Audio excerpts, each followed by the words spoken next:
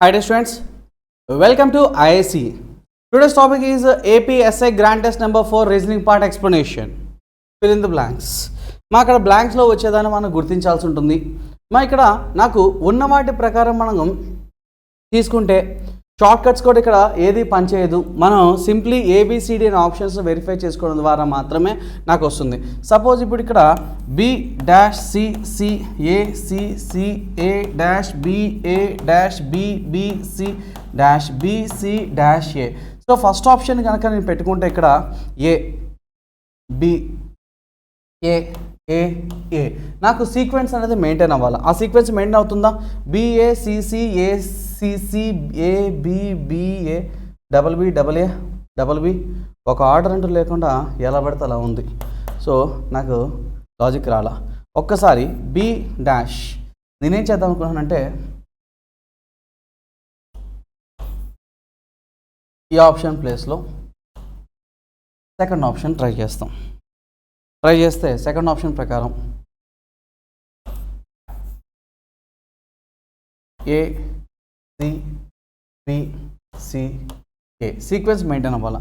BA C C A C C A C B A B triple B order లేదు, ఎలా పడితే అలా ఉంది.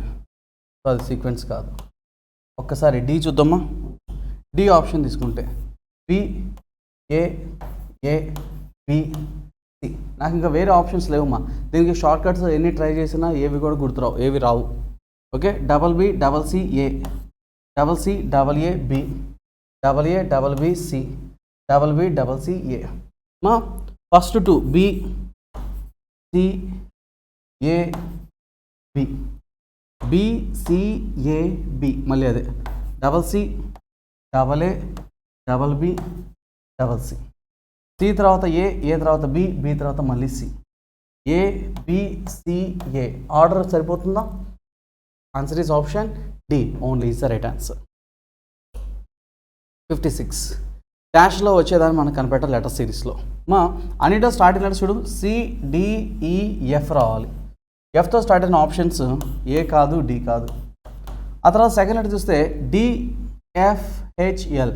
అమ్మ డి అంటే 4, ఎఫ్ అంటే 6, హెచ్ అంటే 8, తర్వాత ఎల్ అంటే 12. మధ్యలో ఏం రావాలి? 10గా. అంటే ఎఫ్ తర్వాత నాకు ఏం రావాలి? 10th లెటర్ చే ఎఫ్జే రెండింటిలోనూ అదే ఉంది. థర్డ్ లెటర్ తీసుకోమా. ఈ అంటే 5, ఎఫ్ అంటే 6, హెచ్ అంటే 8, తర్వాత ఓ అంటే 15. ఇక్కడ నాకు 5 + 1 6, 6 + 2 8.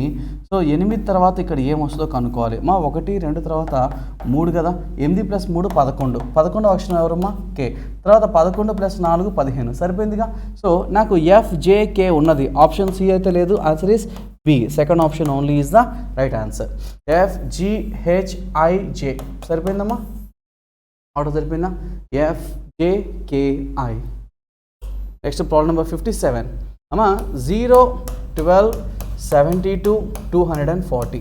అమ్మా ఇవన్నీ కూడా నాకు జీరో అనే కాన్సెప్ట్ వచ్చింది అంటే గుర్తుపెట్టుకో, అది డెఫినెట్లీ జీరో అనేది ఎలా వస్తుంది అంటే 1² - 1 1³ - 1 1 to the power of 4 - 1 1² - 1 1³ - 1² - 1² 1/4 - 1² 1/4 - 1³. So ఈ విధంగా మనకు అవి వస్తాయని గుర్తుపెట్టుకో. 1 ద్వారా మాత్రమే జీరోలు వస్తాయి. అమ్మా నాకు 12ని చూస్తుంటే 12 నేను 16 - 4గా రాయొచ్చు అని నాకు గుర్తొస్తుందమ్మా. అంటే నేను దాన్ని 4² - 4గా రాసేసుకోవచ్చు.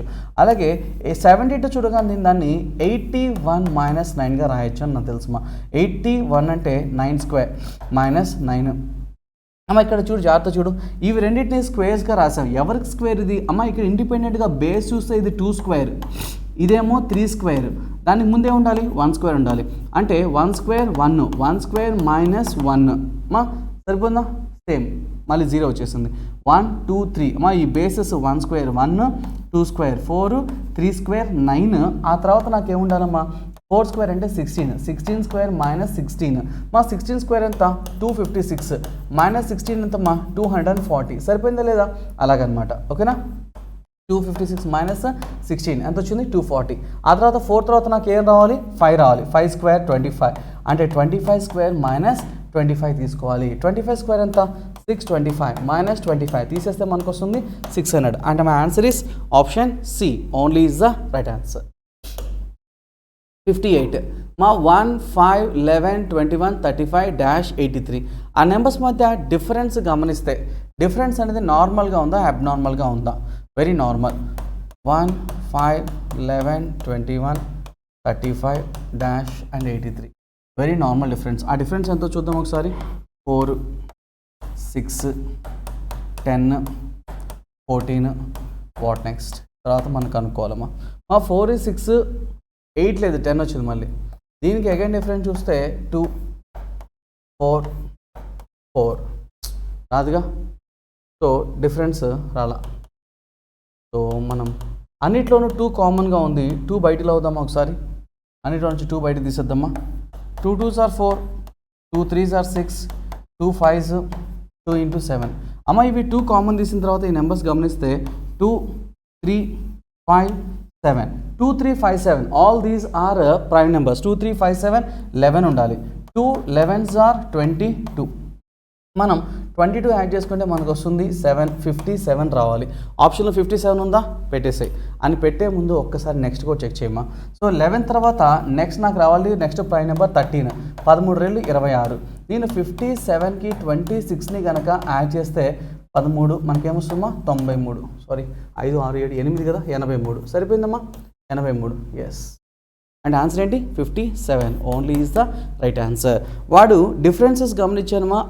ఆ శ్రేణిలోని సంఖ్యల మధ్య వ్యత్యాసం అనేది చాలా నార్మల్గా కొంచెం డిఫరెన్సే ఉంది. ఆ డిఫరెన్స్ ఎంత ఉంది ఎలా ఉంది అని చెక్ చేసుకుంటే ఆ డిఫరెన్స్ 4, 8, 10 ఇలా ఉందమ్మా.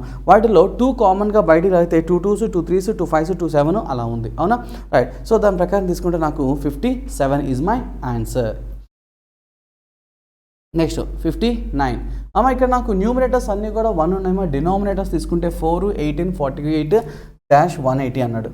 మా ఒక్కసారి 4, 18, 48 అలాగే డాష్ 180. మనకు 180 చూడగానే మనకి నెంబర్ సిరీస్లో మనం ఫస్ట్ ఒక టేబుల్ నేర్పిస్తామమ్మా. ఆ టేబుల్లో n² - n, n³ - n² అనే లాజిక్ యూస్ చేసుకుంటాం. నాకు 180 చూడగానే అమ్మ చాలామందికి 36 చూడగానే అందరికీ 6² గుర్తొస్తుంది. కానీ నాకు మాత్రం 27 + 9 గుర్తు రావాలి. అంటే 3³ + 3² గుర్తు రావాలి జనాలకి. ఓకే 36 అంటే అందరూ 6² చెప్తారు. అలాగే 100ని చూడగానే అందరికీ 10² గుర్తొస్తుంది. కానీ మనకి 64 + 36 గుర్తు రావాలి. అంటే పైథాగరస్ ప్రిన్సిపల్ ఉంది కదా అది. అలాగే 125 - 25 గుర్తు రావాలి. అంటే 5³ - 5². ఇలాగా n³ - n² ఈ లాజిక్స్ అన్నీ కూడా మనం ఫస్ట్ ఒక టేబుల్ ద్వారా నేర్పించుకుంటామా. ఆ టేబుల్ కనుక మనం పర్ఫెక్ట్గా నేర్చుకుంటే చూసి ఆన్సర్స్ పెట్టేయచ్చు. అలాగే నాకు 180 చూడగానే నాకు ఏం గుర్తొస్తుంది అంటే 180ని 216 - 36గా రాసుకోవచ్చు అనేది నాకు గుర్తొస్తుంది. అంటే దాన్ని మనం 6³ - 6² రాసుకోవచ్చు. అలాగే 48 చూడగానే నాకు 64 - 16 గుర్తొస్తుందమ్మా. 64 అంటే 4³ - 4² అవుతుంది. ఇది 6³ - 6². ఇది 3. ఇది మధ్యలో 4³ - 4² మధ్యలో ఒక నెంబర్ మిస్ అయింది. అది మేబీ మనకి ఏమై ఉండొచ్చు 5³ - 5² అయి ఉండొచ్చు. అలాగే 18 చూసుకుంటే నాకు 18ని 27 - 9 గుర్తొస్తుందమ్మా. అంటే 3³ - 3² రాసుకోవచ్చు. అలాగే దీన్ని 8 - 4గా రాసుకోవచ్చు. అంటే 2³ - 2² రాసేసుకోవచ్చు. 2³ అంటే 8, 2² అంటే 4. 8లోంచి 4 తీసేస్తే మనకు వస్తుంది 4. సరిపోయిందమ్మా. సో లాజిక్ ఏంటంటే ఇక్కడ నాకు లాజిక్ ఏంటంటే n³ - n² logic of the natural numbers are increasing order 2, 3, 4, 5, 6 ఆరోహణ క్రమంలో సహజ సంఖ్యల యొక్క n³ - n² లాజిక్ ఇది. సో 2, 3 తర్వాత 4 అయిపోతే 5 కదా. 5³ ఎంత 125 - 5² ఎంత 25. That is equal to 100. అంటే న్యూమరేటర్ ఏమో 1, డినామినేటర్ ఏమో 100. That is equal to 1/100. And my answer is option C. Next మనం 60th ప్రాబ్లం చూద్దాం. అమ్మా 60th ప్రాబ్లం చూస్తుంటే ఈ నెంబర్స్ మధ్య డిఫరెన్స్ సరిగ్గా గమనిస్తే కనుక -23, -13, -4 +10 +13 కదా. మా ఇక్కడ డిఫరెన్స్ ఏమో +3 ఇంక్రీజ్ అయిందమ్మా. ఒక మాట నాకు మైనస్ వాల్యూస్లో ఎంత పెద్ద నెంబర్ ఉంటే అది నార్మల్గా అంత చిన్న నెంబర్ అని అర్థం. ఇక్కడ 23కి 13కి మధ్య డిఫరెన్స్ అంటే +10 10 పెరిగింది. ఇది ఎంత +9 అమ్మ. ఇది 10, 9 అయితే ఇది 8, 7 ఇది 6 రావాలి కానీ 3 రాదమ్మా. సో సో అక్కడ తప్పు, అంటే లాజిక్ అనేది ఇది కాదు, ఇంకోటి ఏదో ఉంది, అది మనం గుర్తించాల్సి ఉంటుంది. సో డిఫరెన్స్ కాదు డైరెక్ట్గా. పోనీ మల్టిప్లికేషన్స్ చేద్దామా అనుకుంటే డిఫరెన్స్ అబ్నార్మల్గా లేదు.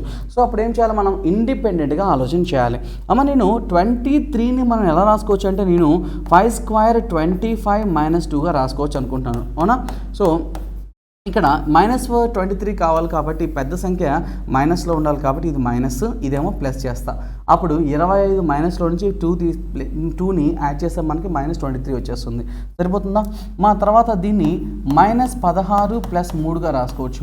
-16 అంటే -4 స్క్వేర్ + 3గా రాయొచ్చు. అలాగే 4ని మనం ఎలా రాయొచ్చు అంటే -9 + 5గా రాయొచ్చు. -9 అంటే -3 స్క్వేర్ + 5. నువ్వు గమనించావా, 4, 5, 3 స్క్వేర్స్ అనేవి డిక్రీజ్ అవుతూ ఉన్నాయి. 2, 3, 5 అనే ప్రధాన సంఖ్యల్ని కూడుకుంటూ ఉన్నాడు. సో 5, 4, 3 తర్వాత నాకు ఏముండాలమ్మా, -2 స్క్వేర్ + 2, 3, 5, 7 రావాలి, అవును కదా? సో 2 స్క్వేర్ అంటే 4 + 7 +7లోంచి -4 తీసేస్తే నాకు రావాలి 3. అంటే మన ఆన్సర్ ఏంటమ్మా, +3 only is the right answer. అది కరెక్ట్ కదా, చెక్ చేయాలి కదమ్మా. 5, 4, 3, 2 తర్వాత నాకు ఏముండాలి, 1 స్క్వేర్ + 2, 3, 5, 7, 11. 1 స్క్వేర్ అంటే 1 + 11, ఇది మైనస్ కదా, -11 నుంచి +11 కూడితే మనకి ఎంత వస్తుందంటే 10. సరిపోతుందా? తర్వాత 0 స్క్వేర్ + 13, ఎందుకంటే నెక్స్ట్ ప్రధాన సంఖ్య అది కాబట్టి 0 స్క్వేర్ అంటే 0 + 13 అంటే 13. సరిపోతుందా? అంటే నా ఆన్సర్ ఏంటమ్మా, B, second option only is the right answer. Next 61 చూద్దామా. క్రింది వానిలో భిన్నమైన దాన్ని గుర్తించండి. అమ్మా వీటిల్లో భిన్నమైన దాన్ని గుర్తించమని చెప్తున్నాడు, అంటే ఆడ్ వెన్ అవుట్. ఒక్కసారి మొదటి ఆప్షన్ ఏ తీసుకుంటే కనుక 8, 23, 15. 8, 2, 16 -1, 15. 8, 3, 24 -1, 23.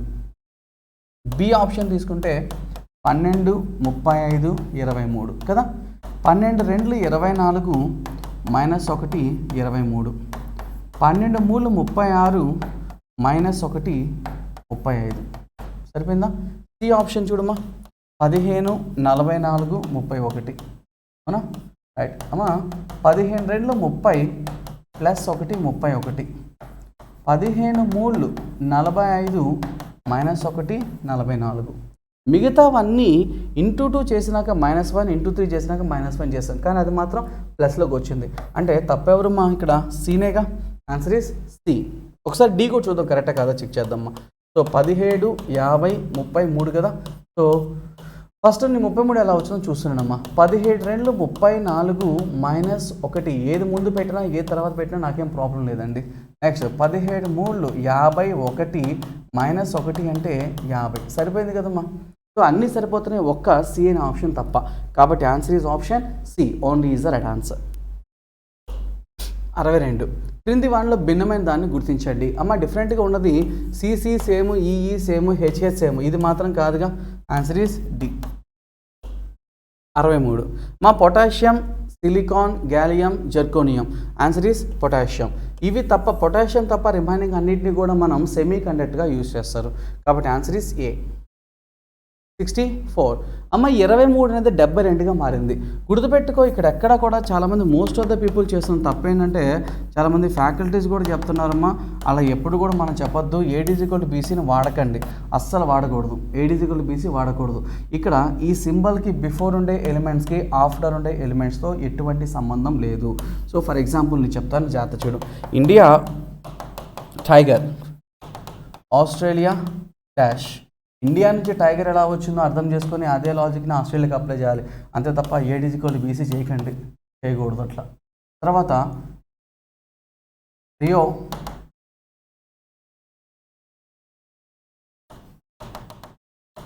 కియో, కియా ఇలా ఇచ్చానమ్మా. ఇప్పుడు ఏం చేస్తావు, ఈ రెండు చూస్తావా, చూడవు కదా, మనం ఏం చేస్తాం, ఈ రెండింటిని చూస్తాం. అదే లాజిక్ దీనికి అప్లై చేయాలి. సో అది నెంబర్లో అయినా సరే ప్రతిదానికి, చాలామంది వాడికి లాజిక్ రాని ప్రతిసారి AD=BC చేసి ఆన్సర్ అని చెప్తున్నారు. అలా చెప్పకూడదు ఎప్పుడు కూడా, గుర్తుపెట్టుకోండి. ఇక్కడ ఈ సింబల్కి బిఫోర్ ఉండే ఎలిమెంట్కి ఆఫ్టర్ ఉండే సింబల్స్తో ఎటువంటి సంబంధం ఉండకూడదు. నువ్వు ఏమన్నా చెయ్యి. 23 నుంచి 72 ఎలా వచ్చిందో అది మాత్రమే చెప్పు నాకు. 23ని 3 సార్లు మనం మల్టిప్లై చేసుకుంటే 9, 69. కానీ నాకు ఇక్కడ 72 వచ్చింది. అంటే 23ని 3 సార్లు హెచ్ వేసి వచ్చిన దానికి 3 కలిపితే 72 వచ్చింది. అదే లాజిక్ ఇక్కడ ఉందేమో లేదు చూడమా. 19 3 సార్లు 19 3 57 ప్లస్ 3 అంటే 60. కాబట్టి ఆన్సర్ ఏంటమ్మా? B only is the right answer. 65. ఇచ్చిన సమితిని పోలిన సమితిని కనుక్కోమన్నాడు. అమ్మ పోలిక పరీక్ష అంటే అనాలజీ సేమ్ యాజ్ ఇట్ ఈస్గా ఉండాలి. ఫర్ ఎగ్జాంపుల్ ఇక్కడ 156, 167, 268 ఉన్నాయి కదా. సో వీటిల్లో ఉన్న సేమ్ ప్రాపర్టీని ఏబిసిడీలో ఎక్కడుందో చూడాలమ్మా. ఫర్ ఎగ్జాంపుల్ ఇక్కడ some of the digits of 1 + 5 + 6 అంతా చెప్పు. సో ఆ సంఖ్యలోని అంకెల మొత్తము 1 + 5 6, 6 + 6 12, 1 + 6 7, 7 + 7 14, 2 + 6 8, 8 + 8 16. అంటే నాకు సమ్ ఆఫ్ ద డిజిట్స్ 12, 14, 16 కలిగి ఉన్నది ఎవరు? 1 + 4 + 5 ఎంతమ్మా? 10. అలాగే 2 + 3 + 5 ఎంతమ్మా? 5 + 5 10. 3 + 2 5, 5 + 5 10. నాకు అది ఉండాలి కానీ ఇది కాదు కదమ్మా. సో ఇది చూద్దామని దగ్గరగా ఉందిగా. 5 యాడ్ చేసుకుంటే 12, 2 + 5 + 7 14, 4 + 7 + 5 16. సరిపోయిందా? యాజ్ ఇట్ ఈస్గా ఆన్సర్ ఈస్ సి. పోలిక పరీక్ష ఆన్సర్ ఈస్ సి. మిగతా ఎందుకు కాదో చూసుకుందాం ఒకసారి. దీని మొత్తాన్ని సమ్ చేసుకుంటే 7 8 వస్తుంది, 8 10 వస్తుంది, 10 12 వస్తుంది. సేమ్ ఉండాలమ్మా. లేదుగా సమ్ ఆఫ్ ద డిజిట్స్ 12 14 16 ఉండాలి. అక్కడ అలా లేదమ్మా. ఇక్కడ 6 + 2 8, 6 + 4 10, 9 + 3 12 లేదుగా. సో ఒక్క సిలో తప్ప ఇంకెక్కడ కూడా లేదు. కాబట్టి ఆన్సర్ ఈస్ సి. నెక్స్ట్ RKGTని 14గా ఏ విధంగా రాశారు? FWSHని ఏ విధంగా రాస్తావు అని అడుగుతున్నాడు కదమ్మా. ఒకసారి ప్లేస్ వాల్యూస్ తీసుకుంటే కనుక R అంటే 18, K అంటే 11, G అంటే 7, T అంటే 20, 27, 28, 38, 48, 58 - 2 56. 56లో నుంచి 4ని మనం భాగహారం చేస్తే మనకు వస్తుంది 14, 4 56. అదేవిధంగా F అంటే 6, W అంటే 23, S అంటే 19, H అంటే 8. దీన్ని కూడా సేమ్ అదే 4తో భాగహారం చేస్తే 23 + 6 29, 39, 49, 48, 58, 56 4 బై చేస్తే మనకు వస్తుంది 14. నేనేం లేదు మా ప్రతిసారి కూడా రౌండ్ ఫిగర్లు తీసేసుకుంటాను. 23 + 6 29, 29ని 20తో యాడ్ చేస్తాను, 39 49 - 1 అంట 47, 47కి మళ్ళీ 10 కౌంట్ చేస్తాను 57, 50 నుంచి 2 తీసేస్తాను 56. ఇలా చేసుకుంటా చేసేటప్పుడు క్యాలిక్యులేషన్స్ ప్రతిసారి రౌండ్ ఫిగర్స్ తీసుకొని దానికి ఎంత దగ్గరగా ఉందో దాన్ని సెపరేట్ చేసుకుంటాను. నాకు కంఫర్ట్గా ఉంటుంది అందుకని. సో మాట్లాడేటప్పుడు నాకు కొన్ని వేరే నెంబర్లు వచ్చేస్తూ ఉంటాయి. ఎందుకంటే దాని నియరెస్ట్ వాల్యూస్ తీసుకొని దాని నుంచి సబ్ట్రాక్ట్ చేసుకుంటాను. సో బ్రెయిన్ క్యాలిక్యులేషన్ చేసుకుంటాం కాబట్టి కొంత మీకు వేరే నెంబర్స్ వినిపించవచ్చు. Okay, answer is 14. 2067. So Govinda says I have as many sisters as brothers. నాకు ఎంతమంది సిస్టర్స్ ఉన్నారో అంతమంది బ్రదర్స్ ఉన్నారు. Each of us sisters has only half as many sisters as brothers. Govinda అనే అబ్బాయి చెప్తున్నాడు, నాకు I have as many sisters as brothers. నాకు ఎంతమంది సిస్టర్స్ ఉన్నారో అంతమంది బ్రదర్స్ ఉన్నారు నాకు అంటున్నాడు. ఎవరు? గోవింద అనే అబ్బాయి. శిరీష అనే అమ్మాయి చెప్తుంది, each of us sisters has half of as many as sisters as brothers. So బ్రదర్స్లో ఎంతమంది ఉన్నారో వాళ్ళలో సగం సిస్టర్స్ ఉన్నారని అమ్మాయి చెప్పింది. Assuming that Govinda and Shirisha are brothers and sisters. ఒకవేళ వాళ్ళిద్దరు కనుక బ్రదర్స్ అండ్ సిస్టర్స్ అయితే how many brothers and sisters are there in the family? మొత్తం ఫ్యామిలీలో ఎంతమంది బ్రదర్స్ అండ్ సిస్టర్స్ ఉన్నారు? చూద్దాం ఒకసారి తెలుగులో కూడా. నాకు సోదరులు ఎంతమంది ఉన్నారో సోదరీమణులు కూడా అంతమందే ఉన్నారు అని Govardhan. So Govardhana, okay. Next Govinda అని చదివానా? గోవర్ధన్ అన్నాడమ్మా. గోవర్ధన్ అనేవాడు ఒక అబ్బాయి. వాడు ఒక అబ్బాయి కాబట్టి గోవర్ధన్ ఒక అబ్బాయి కాబట్టి వాడికి ఒక బ్రదర్ ఉంటే ఒక సిస్టరే ఉండాలి. కానీ శిరీష సిస్టర్ కదా. శిరీష ఏం చెప్పింది? వాళ్ళకి శిరీషకి ఎంతమంది బ్రదర్స్ ఉన్నారో దాంట్లో సగం మంది అమ్మాయికి సిస్టర్స్ ఉండాలి అన్నారు. అవునా? సో ఒక బ్రదర్ ఒక సిస్టర్ కుదరదు. ఒకవేళ గోవిందాకి 2 బ్రదర్స్ అనుకో, 2 సిస్టర్స్ ఉన్నారు. ఇప్పుడు చూడమ్మా, ఇప్పుడు నాకు శిరీష ఇక్కడ ఉంది కదా. శిరీషకి ఎంతమంది బ్రదర్స్? 3. వాళ్ళ సగం అంటే సగం నరకలేంగా 1.5 అని చెప్పకూడదు. అంటే 2 కుదరదు. ఒకవేళ గోవర్ధన్కి ముగ్గురు బ్రదర్స్ ముగ్గురు సిస్టర్స్ అనుకో, ముగ్గురు బ్రదర్స్ ముగ్గురు సిస్టర్స్ అంటే గోవర్ధన్కి ఎంతమంది బ్రదర్స్ ఉన్నారో అంతేమంది సిస్టర్స్ ఉన్నారు. ఇప్పుడు ఈ అమ్మాయి శిరీష అనుకో, శిరీష ఏం చెప్పింది, మాకు బ్రదర్స్ ఎంతమంది అవుతున్నారో వాళ్ళ సగం మంది సిస్టర్స్ ఉన్నారు ప్రతి ఒక్క అమ్మాయికి అని చెప్పారు. సో ఇప్పుడు శిరీషకి బ్రదర్స్ 4, దాంట్లో సగం ఎంత, ఇద్దరేగా. అంటే శిరీష అనే అమ్మాయికి ఎంతమంది సిస్టర్స్, 2. ఎంతమంది బ్రదర్స్, 4. 4లో సగం 2గా. ప్రతి ఒక్క అమ్మాయి, ఇప్పుడు శిరీషకే కాదు ఈ అమ్మాయిని తీసుకున్నా సరే, ఈ అమ్మాయికి బ్రదర్స్ 4, సిస్టర్స్ 2. సరిపోయినా? అంటే దాని అర్థం ఏంటి, మొత్తం వాళ్ళు 4 అబ్బాయిలు 3 అమ్మాయిలు, అది దాని అర్థం. సో 4 అబ్బాయిలు 3 అమ్మాయిలు, సోదరులు సోదరిమణులు. Answer is option D, only is the right answer. Next problem number 68 చూద్దామా. 68 చూద్దాం. Pointing towards a woman in the photograph Meera said. ఒక ఫోటోలోని వ్యక్తిని చూపిస్తూ మీరా అనే అమ్మాయి ఈ విధంగా చెప్తుంది. ఏమని చెప్తుంది అంటే Meera said, my mother in law is the wife of her father's only son. Her అంటే ఫోటోలోని వ్యక్తి అమ్మా. సో ఆ ఫోటోలో ఉన్నటువంటి ఆ అమ్మాయి ఎవరైతే ఉన్నారో ఆ అమ్మాయి వాళ్ళ నాన్న వాళ్ళ ఏకైక కొడుకు వాళ్ళ వైఫ్. ఆఫ్ వచ్చిన ప్రతిసారి మనం వెనక్కి రావాలని చెప్పుకుంటాం, అవును కదా క్లాస్లో. సో నా నాన్న వాళ్ళ ఏకైక కొడుకు వాళ్ళ భార్య ఎవరంటే మై మదర్ ఇన్ లా, మా అత్తగారు అని చెప్పింది ఎవరు? మై అంటే ఇక్కడ చెప్తున్న స్పీకర్ మీరా. హర్ అనే పదం చెప్తున్నటువంటి మనం చూపిస్తున్నటువంటి ఫోటోలోని వ్యక్తి గురించి మాట్లాడుతున్నాడు. ఒకసారి జాతి చూద్దాం. హర్ అంటే ఫోటో కదా, మా జాతి వినమ్మా. హర్ అంటే ఫోటో. ఫోటోలో ఉన్న ఆమెకి వాళ్ళ నాన్న, ఆ నాన్న వాళ్ళ ఓన్లీ సన్ అంటే అమ్మాయి వాళ్ళ బ్రదరేగా. ఇక్కడ రాసుకుందామా.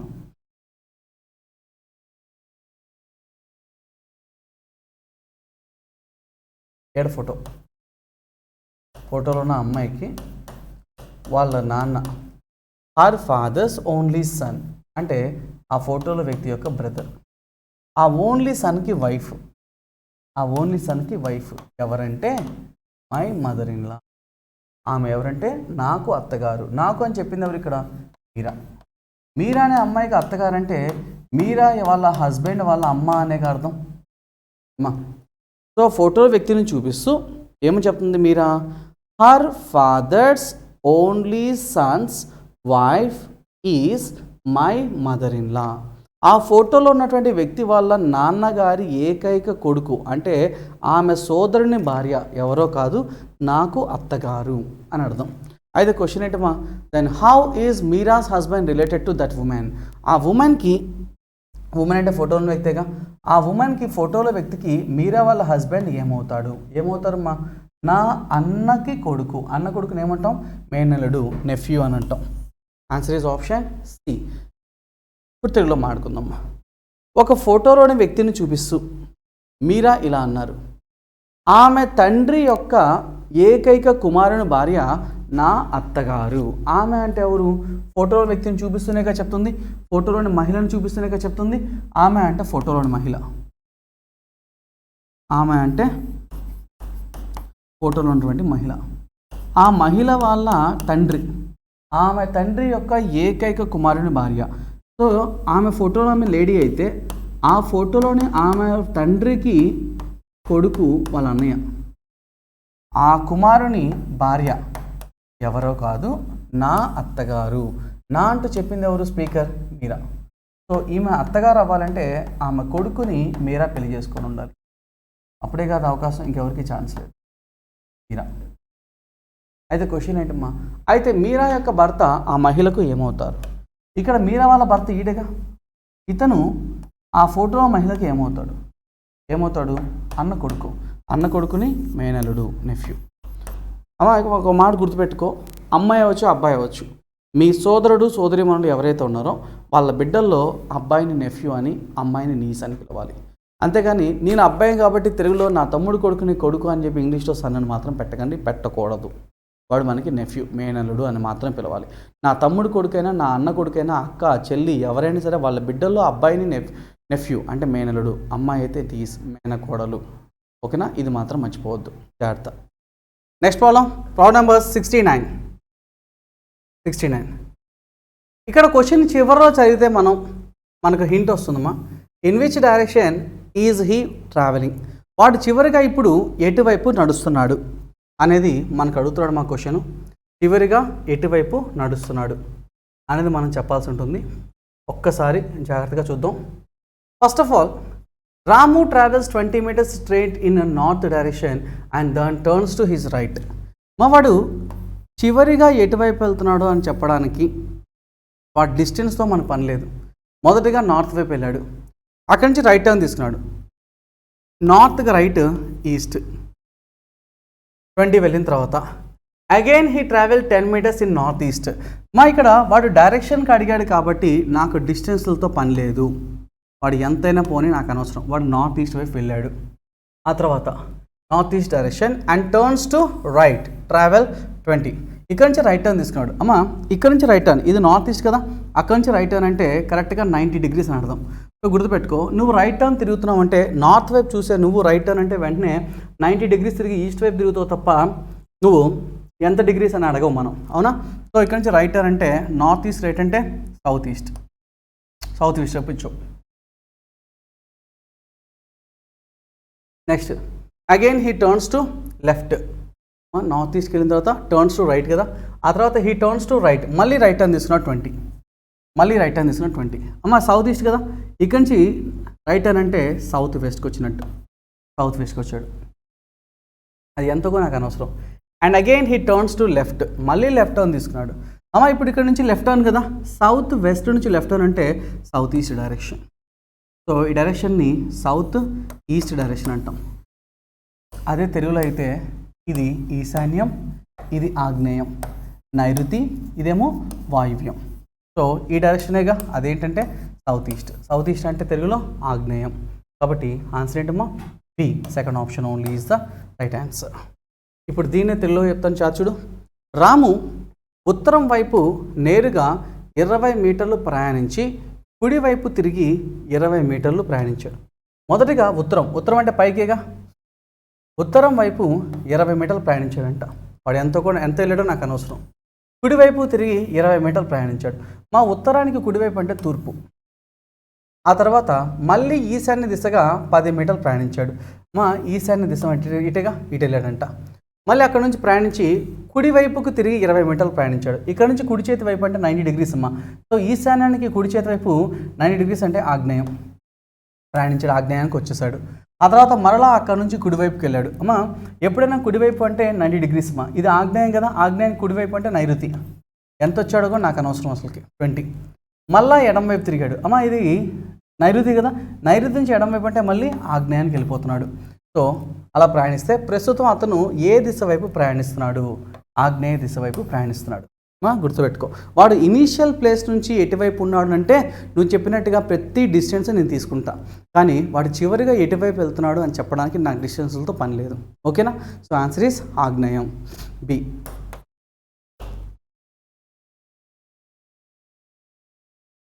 Next if ant is equal to 49, gun is equal to 42, then what is the code for fat అంటున్నాడు మా. సో ఏంటి ant అంటే 49 అంట. 49 చూడగానే మనకి 7 square గుర్తొస్తుంది, కానీ గన్ అనేది 42 7 square కాదు కదమ్మా. కాబట్టి ఇది స్కేట్తో నాకు స్క్వేర్స్తో క్యూబ్స్తో సంబంధం లేదు. సో ఏంటి ant అనేది 49 అంటే అది ఎలా వచ్చింది? ఏ అంటే 1, n అంటే 14, t అంటే 20. అది యాడ్ చేస్తే మొత్తం 35 వస్తుంది, కానీ 49 రాదు. కాబట్టి అది కాదు. ఒకసారి చూద్దామా. ఏ యొక్క ఆపోజిట్ పే లెటర్ జెడ్ యొక్క ప్లేస్ వాల్యూ ఎంత? 26. n అంటే m, దాని place value 13. TG grand trunk, దాని ఆపోజిట్ పేర్ తీసుకుంటే t అంటే 7. మొత్తాన్ని యాడ్ చేద్దామా. 20 + 26 అంటే 46. కరెక్ట్గా సరిపోయిందమ్మా. 46 కాదు, 49 వచ్చిందమ్మా. సో నేనేం చేస్తానంటే సమ్ ఆఫ్ ద ప్లేస్ వాల్యూకి ఒక 3ని ఎక్స్ట్రా యాడ్ చేశానమ్మా, 49 వస్తుంది. అవునా కదా? ఆ తర్వాత చూడు, గన్ అంటే 42 వచ్చింది.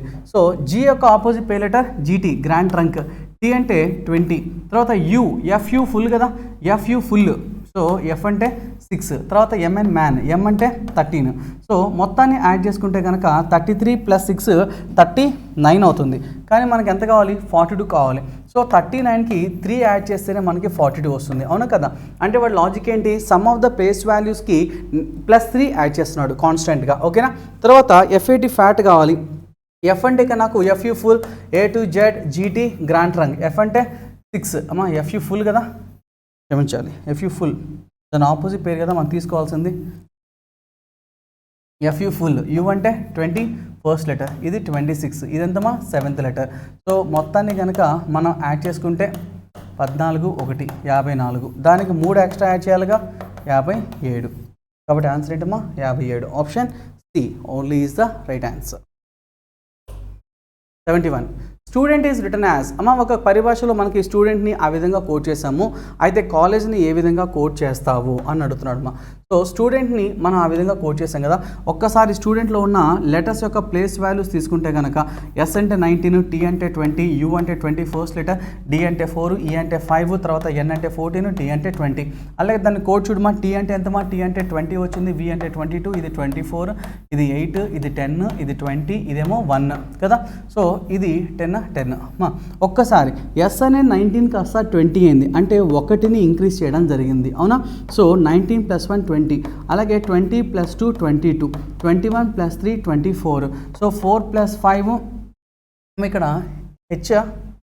సారీ 4 + 4 కదా 8, సో 4 + 5 10, 14 + 6 20, 20 + 7 27. అమ్మా ఏ అనేది మొదటిసారిగా మనం 1 రాస్తాం, రెండోసారి 1 + 26 27th లెటర్ కూడా మళ్ళీ ఏనే వస్తుందమ్మా, 27th లెటర్ మళ్ళీ ఏనే వస్తుంది. ఆ విధంగా చూసుకుంటే నాకు కాలేజ్కి కోడ్ ఏంటి అని అడిగాడమ్మా. సి అంటే 3, ఓ అంటే 15, ఎల్ అంటే 12, ఎల్ అంటే 12, ఈ అంటే 5, జీ అంటే 7, ఈ అంటే 5. సో దానికి +1 +2 +3 +4 +5 +6 +7. సో దీని కోడ్ చెప్తే ఇది 4 17 15, తర్వాత ఇది 16, ఇది 10, ఇది 13, ఇదేమో 12. ఎల్ అమ్మా ఎల్తో ఎండైన ఆప్షన్స్ మనకి ఒక్క డి ఆప్షన్ తప్ప అన్నిట్లోనూ ఉన్నాయి. సో తర్వాత ఎం, ఎల్ ఎం అన్నిట్లోనూ ఉన్నాయి, తర్వాత జే పి ఓ క్యూ క్వీన్ 17, తర్వాత డి డిక్యూఓపి, డిక్యూఓ లేదుగా ఇక్కడ తీసే, డిక్యూఓపి ఉండాలి లేదుగా తీసే. ఆన్సర్ ఏంటమ్మా సి. వాడు ఏం చేస్తున్నాడు, సహజ సంఖ్యల్ని అసెండింగ్ ఆరోహణ క్రమంలో కూడుకుంటూ పోతూ ఉన్నాడు, అవునా. Next 72. If A is equal to 2, B is equal to 3, C is equal to 5. అమ్మ వాడు కోడ్స్ ఇస్తున్నాడమ్మా, ప్రైమ్ నెంబర్స్ని లెటర్స్కి యాడ్ చేయడం కోడ్ చేసుకుంటూ ఇంక్రీజింగ్ ఆర్డర్ రాసుకుంటున్నాడమ్మా. 2 3 5 7 11 13 17 19 అలా రాసుకుంటూ పోతూ ఉన్నాడు కదా. అయితే ఆ పరిభాషలో వాడు ఎఫ్ఏఎంఈ ఫేమ్ని ఏ విధంగా కోడ్ చేశారంటే మా ఎఫ్ఏఎంఈ ఫేమ్ని వాడు 1 3 2 4 1 1 1. సో దేనికి ఏం కూడా నాకేం అర్థం కావట్లేదు, కానీ కొంచెం క్లియర్గా అబ్జర్వ్ చేసుకుంటే వాడు ఇచ్చిన దాంట్లో ఏ అంటే 2 అని మాత్రం నాకు తెలుసుమా.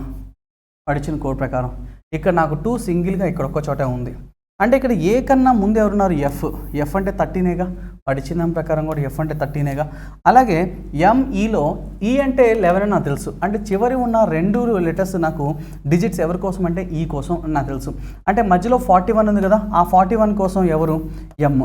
అమ్మ ఇక్కడ నాకు వాడు అడిగిన క్వశ్చన్ కోడ్ ఏంటంటే హెచ్ఓఎంఈ హోమ్ కదా, నేను మొత్తం హెచ్ఓఎంఈ హోమ్కి మొత్తం ఏ నుంచి జెడ్ వరకు లెటర్స్ రాసుకొని వాటి యొక్క ప్లేస్ వాల్యూస్కి ప్రైమ్ నెంబర్స్ కన్వర్ట్ చేసి రాసుకుంటే రేపు సాయంత్రం దాకా అక్కడే ఉంటాం మనం.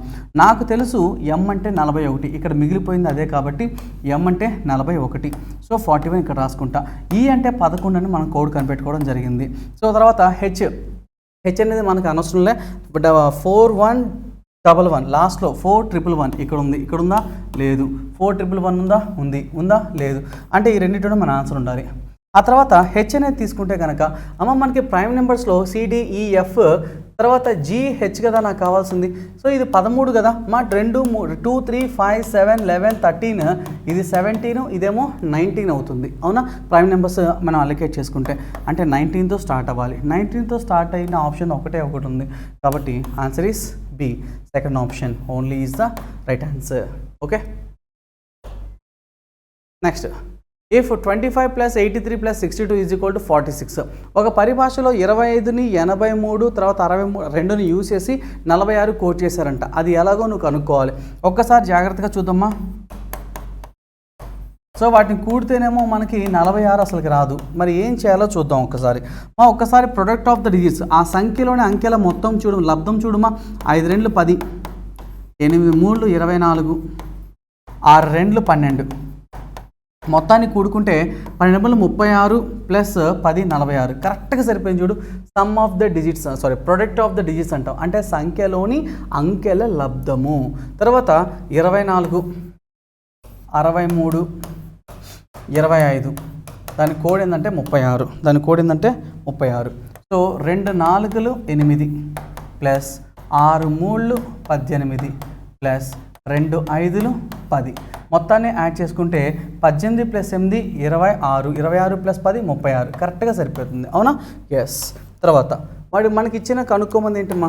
97 ప్లస్ 55 ప్లస్ 82. సో ఈ సంఖ్యలోని అంకెల లబ్ధం తీసుకుంటే కనుక 9 ఏళ్ళు 63 ప్లస్ 5 5లు 25 ప్లస్ 8 2లు 16. మొత్తాన్ని యాడ్ చేద్దామా? సో 11 14 1 2 4 10. సో ఆన్సర్ ఎంత? 104. కాబట్టి ఆన్సర్ ఏంటమ్మా? D only is the right answer for 73. 74. On which dates does Wednesday will come in the year April 2021? అమ్మా, ఏప్రిల్ నెలలో 2001వ సంవత్సరంలో మనకి ఏప్రిల్ నెలలో నాకు వెడ్నెస్డేలు ఎప్పుడు వస్తాయి అని అడిగాడమ్మా. వాడు ఏ సంవత్సరంలో అయినా సరే పర్టికులర్గా నాకు ఈరోజు ఏ తారీఖులో వస్తుంది అంటే దానికోసం మనం ఏం చేయాలంటే ఫస్ట్ డేట్ కనుక్కోండి చాలు. First date. First I want to find the first date of the April 2001. 2001వ సంవత్సరంలో 1వ తారీఖు ఏప్రిల్ నెలలో ఏంటో కనుక్కోవాలి. దానికోసం మనం చెప్పే షార్ట్ కట్ ఏంటో తెలుసుగా. సో మనకి 2001వ సంవత్సరం కంటే ముందుగా పూర్తయిన సంవత్సరాలు తీసుకోమా. 2001 కన్నా ముందు పూర్తయిన సంవత్సరాలు 2000 సంవత్సరాలు పూర్తయిపోయినాయి, అవునా? సో ప్రస్తుత సంవత్సరం ఏంటి? 2001. ఈ 2001 అనేది లీప్ సంవత్సరమా సాధారణ సంవత్సరం అంటే సాధారణ సంవత్సరం లేదా నాన్ లీప్ ఇయర్. సో సాధారణ సంవత్సరం అని లీప్ ఇయర్ అని ఎందుకు మనం గుర్తుపెట్టుకోవాలంటే ఫిబ్రవరి మంత్ కోసం గుర్తుపెట్టుకోవాలి. మనకి ఏప్రిల్ 1వ తారీఖు కావాలి కాబట్టి 2001వ సంవత్సరం కంటే ముందు పూర్తయిన ఈ 2000 సంవత్సరాల్లో ఉండే ఆడ్ డేస్ ఎన్ని? 0. మనకి సెంచరీ ఇయర్స్ 400, 800, 1200, 1600, 2000 ఇవన్నీ కూడా సెంచరీ ఇయర్స్, అవునా కదా? So century years leap years అయిన వాటికి 0 ఆడ్ డేస్ 5310 గుర్తుందా? 5310 సెంచరీ ఇయర్స్ కోడ్స్ ఇవన్నీ కూడా, అవును కదా? మన క్లాస్లో చెప్పుకుంటాం బ్రీఫ్గా, రైట్? సో ఇప్పుడు 2001వ సంవత్సరంలో మనం ఏప్రిల్ దాకా వెళ్ళాలంటే from January, February, March, April. April ఎన్నో తారీఖు మనం కనుక్కోవాల్సిన 1వ తారీఖు కాబట్టి 1 అని రాసుకోవాలి. Be careful my dear students. జనవరిలో 31 డేస్ కాబట్టి 31 డేస్కి ఆడ్ డేస్ ఎంత? 7 4s are 28, రిమైండర్ 3. ఫిబ్రవరిలో నాన్ లీప్ ఇయర్లో 28 రోజులు ఉంటాయి కాబట్టి ఆడ్ డేస్ 0. మార్చిలో 3 ఉంటాయి. సో మొత్తాన్ని క్యాన్సిల్ చేస్తే 3 + 3 6, 6 + 1 7 క్యాన్సిల్. సో ఇక్కడ 0 మిగిలిపోయింది. సో నా ఆడ్ డేస్ ఏంటంటే 0 ఆడ్ డేస్ ఉన్నాయి మన దగ్గర. సో మిగిలిపోయిన దినాలు ఏంటంటే 0 అనగా సండే. అంటే 1వ తారీఖు నాకు ఏమొచ్చిందమ్మా? సండే. నాకు ఏ నెలలో అయినా సరే 1వ తారీఖు ఆదివారం అయినప్పుడు మరి 2వ తారీఖు మండేనేగా, 3వ తారీఖు ట్యూస్డేనేగా, 4వ తారీఖు వెడ్నెస్డేనేగా. వాడు మనకి అడిగింది ఏంటి? వెడ్నెస్డేలు ఎప్పుడెప్పుడు వస్తాయి, ఏ తారీఖులో వస్తాయి? ఏ తారీఖులో వస్తాయంటే 4తో స్టార్ట్ అవుద్ది. 4th of the month April నాకు వెడ్నెస్డే అవుతుంది. నాకు ఇచ్చిన వాటిల్లో 4తో స్టార్ట్ అయిన డేట్ ఒకే ఒకటి ఉంది, అది ఆన్సర్ సి.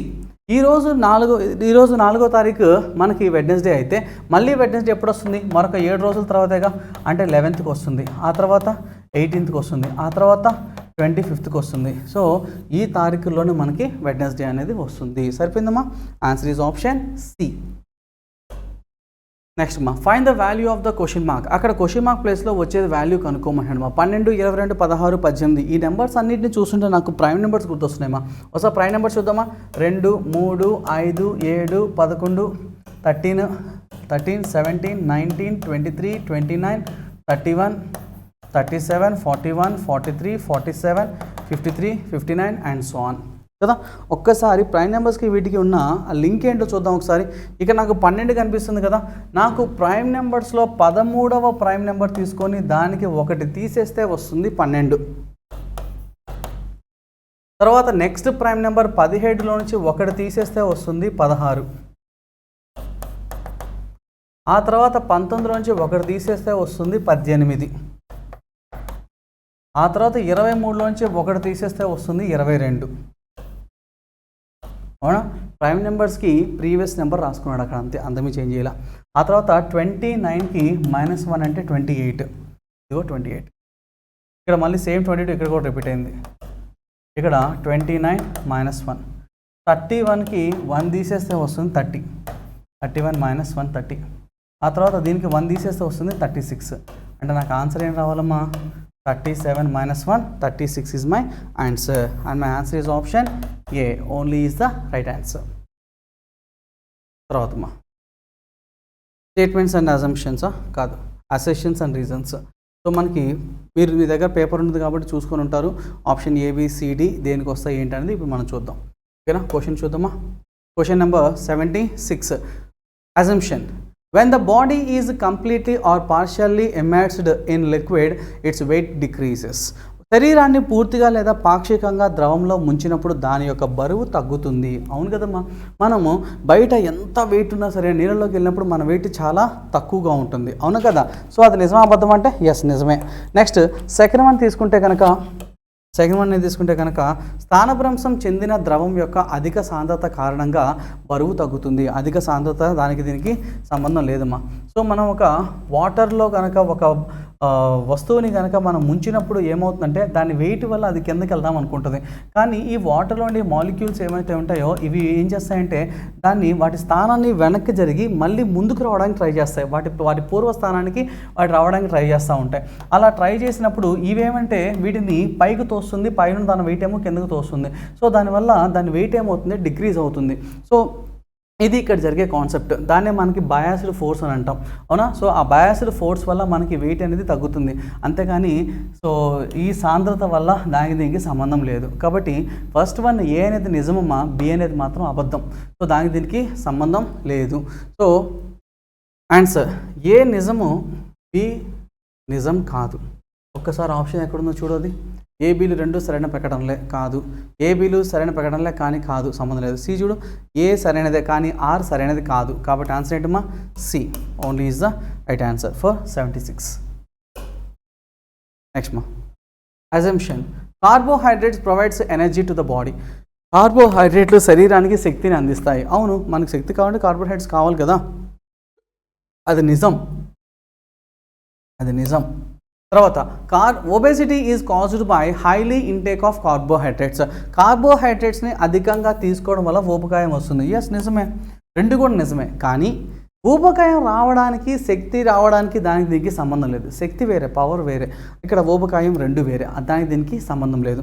ఇక్కడ రెండు ఇండిపెండెంట్గా నిజాలే, కానీ రెండవ స్టేట్మెంట్ మొదటి స్టేట్మెంట్ యొక్క సరైన వివరణ అయితే కాదు. కాబట్టి ఏ మరియు ఆరు రెండు సరైన ప్రకటనలే. కారణం ఆర్ నిశ్చితం ఏకు సరైన వివరణ ఇస్తుందా, కాదు, ఇవ్వట్లేదమ్మా. సో కాబట్టి ఏ ఆన్సర్ కాదు.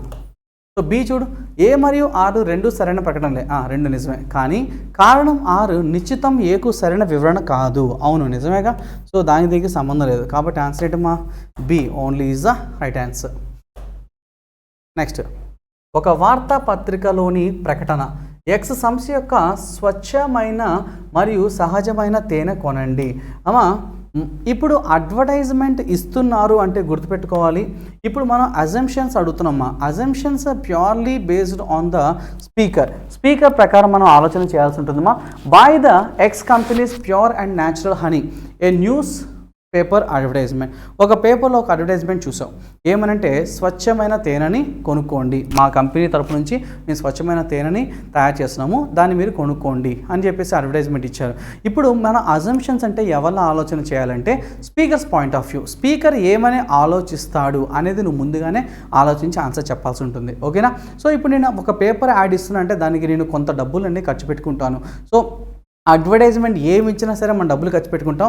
అండ్ ఇంకోటి గుర్తుపెట్టుకో, అడ్వర్టైజ్మెంట్ మనం ఇస్తున్నాము అంటే ప్రతి ఒక్క వినియోగదారుడు, ప్రతి ఒక్క కస్టమర్ మన అడ్వర్టైజ్మెంట్ని చూడాలి, దాన్ని కొనుక్కోవాలి, మన ప్రోడక్ట్స్ని కొనుక్కొని దాన్ని వాడుకొని వాళ్ళు లబ్ధి పొందాలి, దాని ద్వారా మనకి లాభాలు రావాలి అనేది ప్రతి ఒక్కరి యొక్క అభిప్రాయం, అవును కదా. సో ఇప్పుడు మనకి యాజ్ అ స్పీకర్ లాగా ఆలోచించి అజంప్షన్స్ చెప్పాలమ్మా. Next number 1, no other company supplies pure and natural honey. అమ్మ నేను స్టేట్మెంట్ ఇస్తుంది నా కంపెనీ యొక్క ప్రొడక్ట్స్ కొనండి అని చెప్పేసి నేను అడ్వర్టైజ్మెంట్ ఇస్తున్నాను, కానీ వేరే కంపెనీ గురించి నా బ్రెయిన్లోకి రాదు. వేరే కంపెనీ గురించి నీకు సంబంధం లేదు, కాబట్టి ఫస్ట్ వన్ నాకు సంబంధం కాదు. Second one, people will read advertisement. Yes, నిజమే, నేను అడ్వర్టైజ్మెంట్ ఇచ్చేది ఎందుకంటే ప్రజలు నా వార్తాపత్రికలో వచ్చినటువంటి యాడ్ని చూస్తారు, చూసి దాన్ని కొనుక్కుంటారు. ప్రతిరోజు మనకి టీవీలో యాడ్స్ వస్తూ ఉంటాయి. సో మంచి సీరియల్ టైంలో లేకపోతే మంచి ప్రోగ్రామ్ ఏదైనా జరుగుతుంది ఆ టైంలోనే వాళ్ళు ఎక్కువగా యాడ్స్ ఇస్తారు. ఎందుకు? ఆ టైంలో ఎక్కువ వ్యాషిప్ ఉంటుంది, ఎక్కువ మందికి రీచ్ అవుతుంది మన ప్రోడక్ట్ అనేది. సో తద్వారా వాళ్ళు ప్రోడక్ట్ని బయటికి వెళ్ళినప్పుడు ప్రోడక్ట్ కొనుక్కుంటారు, వాళ్ళు ఇంటికి వచ్చి వాడుకుంటారు అన్న ఉద్దేశంతోనే మనం యాడ్ ఇవ్వడం జరుగుతుంది. కాబట్టి సో మరి ఏ ఇతర సంస్థ స్వచ్ఛమైన మరియు సహజమైన తేనెను సరఫరా చేయదు అని నాకు సంబంధం లేదు. నేను వేరే సంస్థ గురించి మాట్లాడడానికి అర్హత నాకు లేదు. నేను నా కంపెనీ గురించి మాత్రమే నేను మాట్లాడుకుంటాను. నెక్స్ట్, ప్రజలు ప్రకటనను చదువుతారు. ఖచ్చితంగా మనం యాడ్ ఇచ్చేటప్పుడే మనం అనుకుంటాం దాన్ని అందరికీ ప్రజలకి రీచ్ అవుతుంది, అవ్వాలి అనేది మన ఆలోచన. కాబట్టి ఆన్సర్ ఏంటి మా? Only 2, option B only is the right answer. Next, ప్రకటన. పదే పదే పంట వైఫల్యం వారిని ప్రమాదకర ఆర్థిక పరిస్థితుల్లోకి నెట్టివేసినందున గ్రామస్తులు పట్టణ ప్రాంతాలకు తరలి రావడంలో అపూర్వమైన పెరుగుదల ఉన్నది. అంటే సో ప్రతిసారి కూడా పంట వైఫల్యం, అదే అధిక వర్షాల ద్వారా కావచ్చు, అసలు వర్షాలు లేకుండా కరువు వల్ల కావచ్చు, పంట ఎప్పుడు వేసినా సరే ప్రతిసారి నష్టాలే రావడం చేత ఇంకా విసిగి వేసారిపోయి రైతులందరూ కూడా పట్టణాలకి వలస వెళ్ళిపోతున్నారు అని చెప్తున్నాడు మా. సో ఇప్పుడు ప్రభుత్వం తీసుకోవాల్సిన చర్యలు ఏంటి అమ్మ? కోర్స్ ఆఫ్ యాక్షన్ అంటే ప్రభుత్వం తీసుకోవాల్సిన చర్యలు. ప్రభుత్వం ఖచ్చితంగా వాళ్ళని అక్కడే ఉంచే విధంగా ఏదో ఒక చర్యలు తీసుకోవాలి. నెంబర్ 1, గ్రామస్తులకు వారి గ్రామాల్లో ప్రత్యామ్నాయ ఆదాయ వనరులను అందించాలి. అది వారిని నిలదొక్కునేలా చేస్తుంది. ఎస్, రైటే కదమ్మా. సో మనకి పరిగా ఆహార పథకం కానీ ఇవన్నీ కూడా సెంట్రల్ గవర్నమెంట్ ప్రవేశపెట్టింది ఎందుకు? వారు ఆ వ్యవసాయాన్ని వదిలిపెట్టి వేరే చోటకి వెళ్ళిపోయి వేరే పనులు స్టార్ట్ చేస్తే మరి వ్యవసాయం చేసే వాళ్ళు ఎవరు ఉండరు. సో దానివల్ల తద్వారా తదుపరి మనకి అది చాలా ప్రాబ్లం అవుతుంది. సో కాబట్టి వాళ్ళని అక్కడే ఉండేలాగా వేరే ఆదాయ వనరులని మనం సృష్టించాల్సి ఉంటుంది. ఎస్. నెక్స్ట్, వలస వచ్చిన గ్రామాలకు మనుగడ సాగించడానికి పట్టణ ప్రాంతాల్లో ఉద్యోగాలు కనిపించాలి. సో అలా చేయొద్దు వాళ్ళని, అలా చేయకూడదు మనం. Answer is only 1. వాళ్ళని వ్యవసాయం చేసే విధంగానే మనం ప్రోత్సాహకాలు చేయాల్సి ఉంటుంది తప్ప వాళ్ళని పట్టణాలకు తీసుకొచ్చేసి వాళ్ళకి ఉద్యోగాలు కల్పించాల్సింది మనం కాదు, మనకు సంబంధం లేదు అది. Next statement. Ravi has 5 pens. Ravi అనేవాడి దగ్గర 5 పెన్నులు ఉన్నాయమ్మా. No other else in the class has 5 pens. ఇంకా క్లాస్లో ఎవరి దగ్గర కూడా 5 పెన్నులు లేవు. మరి రవి దగ్గర 5 పెన్నులు ఉన్నాయి, క్లాస్లో ఇంకా ఎవరి దగ్గర కూడా 5 పెన్నులు లేవు అంటున్నాడు మా. Conclusions. All student had pens in the class. We can't say, మనం చెప్పలేము. అందరి దగ్గర పెన్నులు ఉన్నాయి అంటున్నాడు, మనం చెప్పలేము. అది ఎవరి దగ్గర 5 పెన్నులు లేవు అన్నాడు.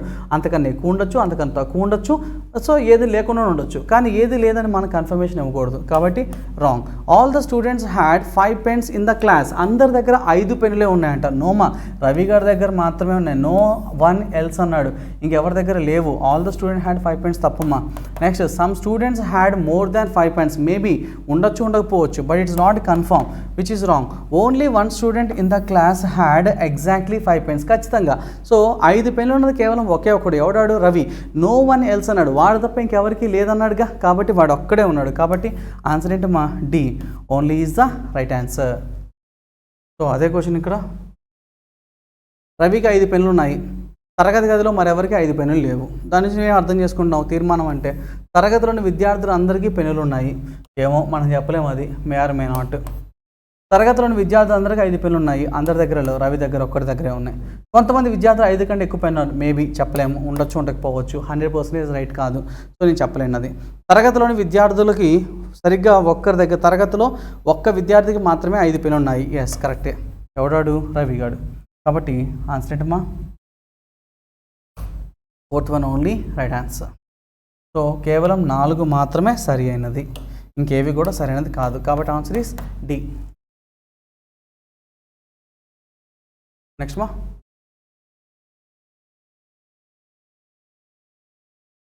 మా. There are 4 different birds in a forest. ఒక అడవిలో 4 different birds ఉన్నాయంటమ్మా. They are parrot, sparrow, dove and crow. అవి parrot, sparrow, dove, crow. They were sit in different trees మీద కూర్చోవడం జరిగింది. They are neem, mango, palm, banyan, but not necessary in the same order. The parrot does not sit on the neem tree. and the crow does not sit either on the banyan tree on the mango. Which sitting on the banyan tree? మా చూద్దాం. ఇది data sufficiency ప్రకారం మన దగ్గర మొత్తం 4 birds ఉన్నాయమ్మా. అవి ఏంటంటే ప్యారెట్, స్పారో, డవ్, క్రో. 4 బర్డ్స్ ఉన్నాయి. అవన్నీ కూడా ఒక చెట్టు మీద కూర్చొని ఉన్నాయి. ఆ చెట్టు పేరు ఇచ్చారమ్మా, but not in the same order. Parrot does not sit on the neem. Parrot అయితే నీమ్ చెట్టు మీద ఉండకూడదు. And the crow does not sit either banyan or mango. Crow banyan కానీ మ్యాంగో చెట్టు మీద కానీ ఉండకూడదమ్మా. మ్యాంగో ట్రీ మీద మాత్రం ఉండకూడదు. అంతే, ఇంకేమి ఇవ్వాల డేటా అది. సో ఇప్పుడు డేటా 1 చూస్తే కనుక 1వ స్టేట్మెంట్ కనుక మనం అబ్జర్వ్ చేస్తే మా క్వశ్చన్ ఏంటంటే which bird is sitting on the banian tree. Banian tree మీద కూర్చున్నది ఎవరు? The sparrow does not sit on the banian tree. మా స్పారో బనియన్ ట్రీ కాదు అని మాత్రమే చెప్పాడు. ఇంకెక్కడ కూర్చుంటుందో మనకు తెలియదమ్మా. సో కేవలం 1 నుంచి నేను ఆన్సర్ని చెప్పలేను. వాడు అడిగిన క్వశ్చన్ అంటే బనియన్ ట్రీ మీద ఉన్నది ఎవరు? స్పారో కాదని చెప్పచ్చు, కానీ మిగతా 3 ఏదైనా అవ్వచ్చుగా. సో ఓన్లీ 1 నుంచి నాకు ఆన్సర్ రాదు. ఇప్పుడు కేవలం 2 మాత్రమే చూస్తే the pigeon does not sit either on the palm or mango. అమ్మా 2 మాత్రమే చూస్తే కనుక పీజియన్ ఎక్కడుంది? Pigeon does not either. 4 different birds కదా. ఓకే, పీజియన్ డవ్ పేరు మార్చి పీజియన్ పెట్టాడు అంతేమా. So dove. Pigeon does not sit either on palm or mango. మా డవ్ మాత్రమే ఎక్కడెక్కడ ఉండకూడదు అంటే డవ్ ఒకటే, పామ్ కానీ మ్యాంగో కానీ కాదు. సో అది మ్యాంగో కానీ పామ్ కాదు అంటే బనియన్ అని అర్థమా? కాదుగా. సో కేవలం 2 నుంచి నాకు ఆన్సర్ రావట్లా. 1 నుంచి రావట్లా, 2 నుంచి రావట్లా. ఇప్పుడు ఏం చేస్తా? టుగెదర్ 1 and 2 2 కనుక క్లబ్ చేస్తే ఇది పామ్ కాదు, మ్యాంగో కాదు. ఇక నాకు పామ్ కానీ మ్యాంగో కానీ అవ్వకూడదు. అమ్మా మ్యాంగో క్రో కాదు, డవ్ కాదు అంటే మ్యాంగో వచ్చే అవకాశం ప్యారెటా, స్పారో, రెండిట్లో ఒకరు. సో బనియన్ క్రో కాదు, స్పారో కాదు అంటే బనియన్ వచ్చే అవకాశం ప్యారెట్ ఆర్ డవ్.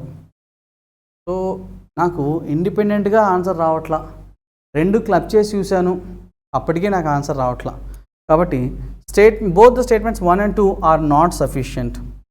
2 ఆన్సర్స్ని చూశాను, అయినా సరే నాకు ఆన్సర్ రాలేదు. కాబట్టి answer is option D, only right answer. తెలుగులో చూద్దామా. ఒక అడవిలో 4 వేరువేరు పక్షులు ఉన్నాయి. అవి చిలుక, పిచుక, పావురం, కాకి. చిలుక, పిచుక, పావురం, కాకి. ఈ 4 ఉన్నాయమ్మా. అవి వేరువేరు చెట్లపైన కూర్చున్నాయి. వేప, మామిడి, తాటి మరియు మర్రి. కానీ అదే క్రమంలో అవసరం లేదు. చిలుక వేపు చెట్టు మీద, కాకి మర్రి చెట్టు మీద లేదా మామిడి చెట్టు మీద కూర్చోలేదు. అమ్మా చిలుక ఎక్కడ లేదంటే వేప చెట్టు మీద లేదమ్మా. చిలుక వేప చెట్టు కాదు. నెక్స్ట్ కాకి మర్రి చెట్టు కాదు. కాకి మర్రి చెట్టు కానీ అలాగే మామిడి చెట్టు మీద కానీ ఉండకూడదు. Okay right. మర్రి చెట్టు మీద ఏ పక్షి కూర్చున్నది? వాడి క్వశ్చన్ ఏంటంటే మర్రి చెట్టు మీద కూర్చున్నది ఎవరు?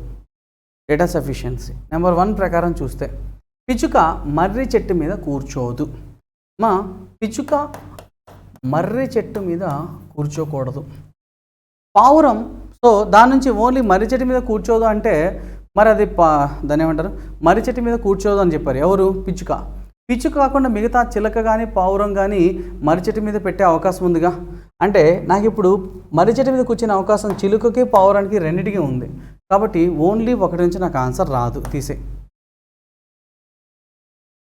రెండోది చూస్తే పావురం తాటి చెట్టు మీద లేదా మామిడి చెట్టు మీద కూర్చోలేదు. మా కేవలం 2 మాత్రమే తీసుకుంటే కనుక పావురం అనేది తాటి చెట్టు మీద కానీ మామిడి చెట్టు మీద కూర్చోలేదు అన్నాడు. అమ్మ వాడు ఇచ్చిన డేటా ప్రకారం కాకి ఒకటే మర్రి చెట్టు మీద లేదు, మిగతా 3టికి మర్రి చెట్టు ఛాన్సెస్ ఉన్నాయి. ఓన్లీ 2 మీద తీసుకుంటే కనుక పావురం తాటి లేదా మామిడి మీద కూర్చోలేదు అని చెప్పాడు. ఇంకా ఏదైనా అవ్వచ్చు, అవునా? సో కేవలం 2 నుంచి రాదు. 1, 2 రావట్లేదు కాబట్టి రెండింటిని నేను టుగెదర్ చేస్తే కనుక రెండింటి నుంచి చూస్తే పావురం అనేది తాటి చెట్టు మీద కానీ లేదా మామిడి చెట్టు మీద మాత్రం ఉండకూడదమ్మా.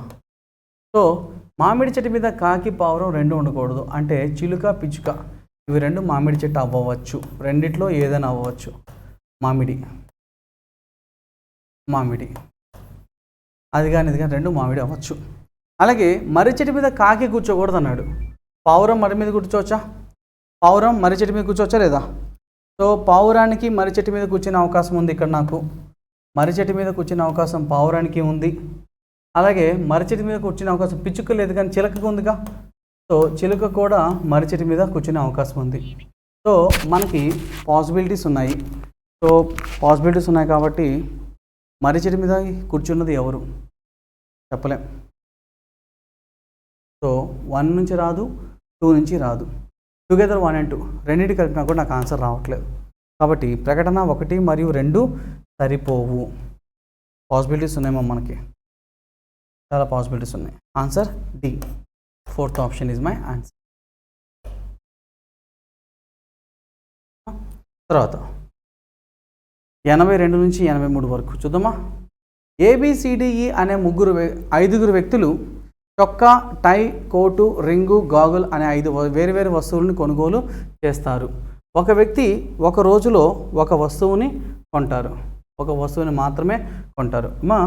మనకి ఏ రోజు స్టార్ట్ అవుతుందో చెప్పలేదు కాబట్టి నాకు కంఫర్ట్గా ఉంటుందని చెప్పి మండే అని తీసుకుంటున్నానమ్మా. Monday, Tuesday, Wednesday, Thursday, Friday 5 ఉన్నారు. 5 రోజులు ఉన్నాయి కదా. సో వాళ్ళు ఒక్కొక్క రోజు వేరు వస్తువుల్ని కొనుగోలు చేస్తారంట. ఒక వ్యక్తి ఒక రోజులో ఒక వస్తువు మాత్రమే కొంటారు. సి మరియు చొక్కా కొనుగోలు చేసిన వ్యక్తికి మధ్య 3 ఉన్నారు. సి మరియు చొక్కాని కొనుగోలు చేసిన వాళ్ళు ఎవరైతే ఉన్నారో వాళ్ళ ఇద్దరికి మధ్యలో కేవలం 3 అంటే 3 వ్యక్తులు మాత్రమే ఉండాలి. నెక్స్ట్ సి మరియు కోటు కొన్న వ్యక్తి మధ్య 2 వ్యక్తులు ఉన్నారు. సి మరియు కోటు కొనుక్కున్నటువంటి వ్యక్తి ఎవరైతే ఉన్నారో వాళ్ళిద్దరికి మధ్యలో 2 వ్యక్తులు మాత్రమే ఉండవలెను. తర్వాత డి రింగ్ కొంటాడు. డి కొనిందేమో రింగ్. అలాగే డి గాగుల్ కొనని బికి పైన వెంటనే ఉంటాడు. బికి వెంటనే పైన డి ఉండాలమ్మా. డి అనేవాడు రింగ్ కొనుక్కుంటాడు, రింగ్ కొనుక్కోవాలి. సో డి గాగుల్ కొనని అన్నాడు. అంటే బి అనేవాడు గాగుల్ కొనలేదు. ఓకే, డి అనేవాడు గాగుల్ కొననటువంటి బికి వెంటనే పైన ఉన్నారు అన్నాడు. బి మరియు ఈల మధ్య ఒక వ్యక్తి ఉన్నాడు. బి మరియు ఈల మధ్య కేవలం ఒక వ్యక్తి మాత్రమే ఉన్నారు. నెక్స్ట్ డి క్రింద ఈ ఉన్నారు. డి కింద ఈ ఉన్నారు. రైట్. సో ఇవి మనకున్నటువంటి పాయింట్స్. ఈ పాయింట్స్ యూజ్ చేసుకొని మనం ప్రాబ్లమ్ సాల్వ్ చేయాల్సి ఉంటుంది. ఇక్కడ ఒక మాట చెప్తా, గుర్తుపెట్టుకో. డి కింద ఈ ఉండాలి, ఈకి 1 గ్యాప్ తర్వాత బి ఉండాలి. సో డి కింద జస్ట్ బిలోలో బి ఉండాలి. ఇక్కడ డి పెట్టలేను ఎందుకంటే డి కింద ఈ కావాలి. ఇక్కడ డి పెడితే డి కన్నా కింద జస్ట్ బిలోలో బి ఉండాలి, వాడి కింద ఈ ఉండాలి, కుదరదు. ఇక్కడ డి పెట్టాను అనుకో, ఇది డి అయితే ఇది బి అవుతుంది, కానీ బికి ఈకి మధ్యలో ఒక గ్యాప్ ఉండాలి కాబట్టి కుదరదు. కాబట్టి ఇది డి అయిందనుకో, ఒక ఛాన్స్. డికి జస్ట్ బిలోలో నాకు ఎవరు ఉండాలా? బి ఉండాలి. బికి 1 గ్యాప్ తర్వాత ఈ రావాలి. తర్వాత సికి 3 ప్లేసుల తర్వాత చొక్కా ఉండాలి కదా. సో ఇక్కడ సి పెట్టాను అనుకో, ఇక్కడ డి అనేవాడు ఏం వేసుకుంటాడంటే, డి అనేవాడు రింగ్ తొడుగుతాడు. రింగ్ తొడగాలి వీడు, డి అనేవాడు రింగ్. ఆ తర్వాత సికి 3 ప్లేస్ తర్వాత చొక్కా. ఇక్కడ సి పెట్టాను అనుకో, 1 2 3 ప్లేసులు పైకి వెళ్ళే ఛాన్స్ లేదు. ఇక్కడ సి పెట్టాను అనుకో, 1 2 3 ప్లేసుల కింద చొక్కా. ఇదొక పాసిబిలిటీ, అవునా? ఆ తర్వాత చూడమ్మా, సికి 2 ప్లేసుల తర్వాత కోటు. సికి 2 ప్లేసులు అవుతున్నటువంటి వ్యక్తి మిగిలిపోయింది ఎవరు? ఇక్కడ ఏనేగా. సో ఏ అనేవాడు కోటు కొనుక్కోవాలి, కోటు. తర్వాత బి గాగుల్ కాదు, ఇంకా బి గాగుల్ కాకపోతే సిఏగా గాగుల్. ఇక నాకు మిగిలిపోయింది టై ఒకటేగా, టై. అది ఎవరంటే బి.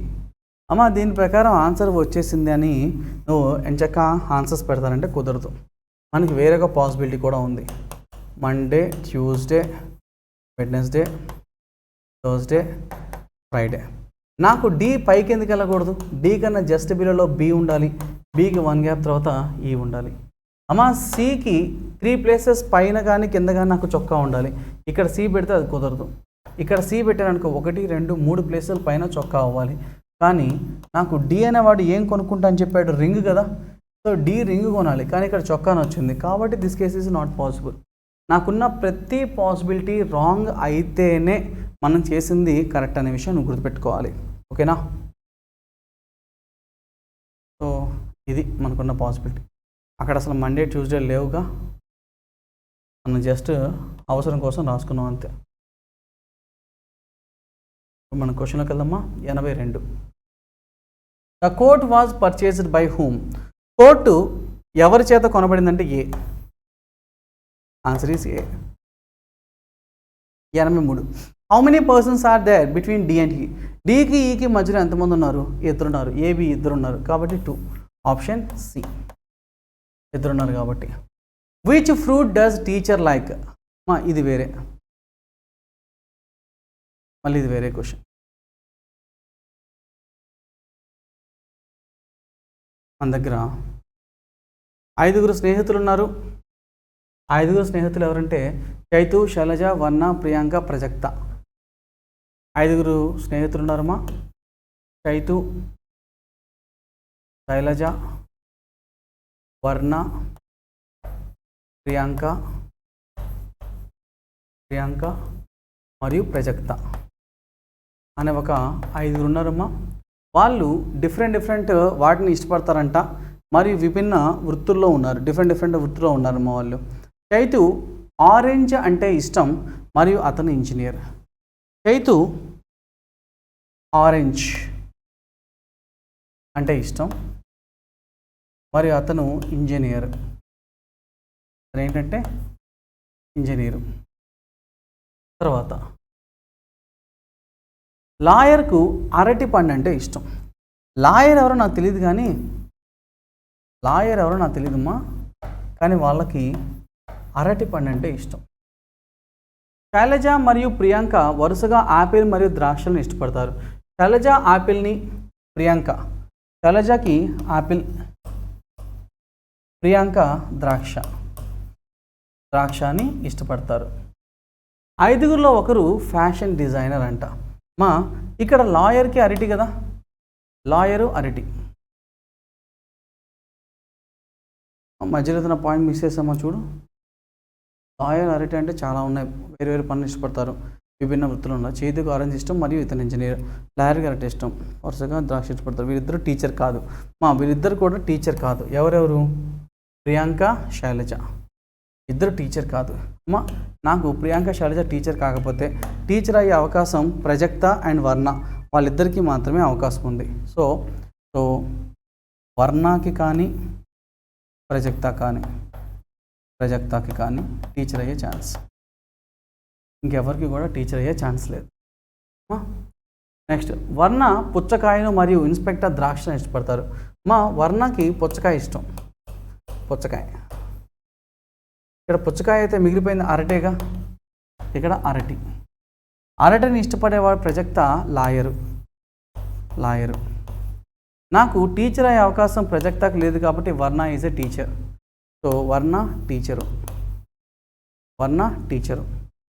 ఇన్స్పెక్టర్ ద్రాక్షను ఇష్టపడతారా? వర్ణ పుచ్చకాయను మరియు ఇన్స్పెక్టర్ ద్రాక్షను ఇష్టపడతారు. ద్రాక్ష ఇష్టపడేది ఇన్స్పెక్టరేగా, ఇన్స్పెక్టర్. ఇవన్నీ కాకుండా మిగిలిపోయింది ఫ్యాషన్ డిజైనర్ ఒకరు ఉన్నారంటగా, ఫ్యాషన్ డిజైనర్. మిగిలిపోయింది ఎవరంటే ఫ్యాషన్ డిజైనర్. క్వశ్చన్లోకి వెళ్ళిపోదామా. Which fruit does the teacher like. ఇక్కడ ఉన్న వాటిలో మనకి టీచర్ని ఇష్టపడుతుంది ఎవరు? సారీ, టీచర్ని కాదు. టీచర్ ఇష్టపడే పండు ఏది? టీచర్ ఇష్టపడే పండు పుచ్చకాయ. Answer is A. 85. Who is the fashion designer. Fashion designer ఎవరు ఇక్కడ? శైలజ. Answer is Shailaja. 86. క్రింది వాటిలో తప్పు జత ఏది? తప్పైనది ఏంటి? ప్రియాంక ఇన్స్పెక్టర్, అది నిజం, తప్పు కాదుగా, నిజమే అది. సో మన ఆన్సర్గా కాదుగా, ఆన్సర్గా పనికిరాదు. ప్రజక్త గ్రేప్స్.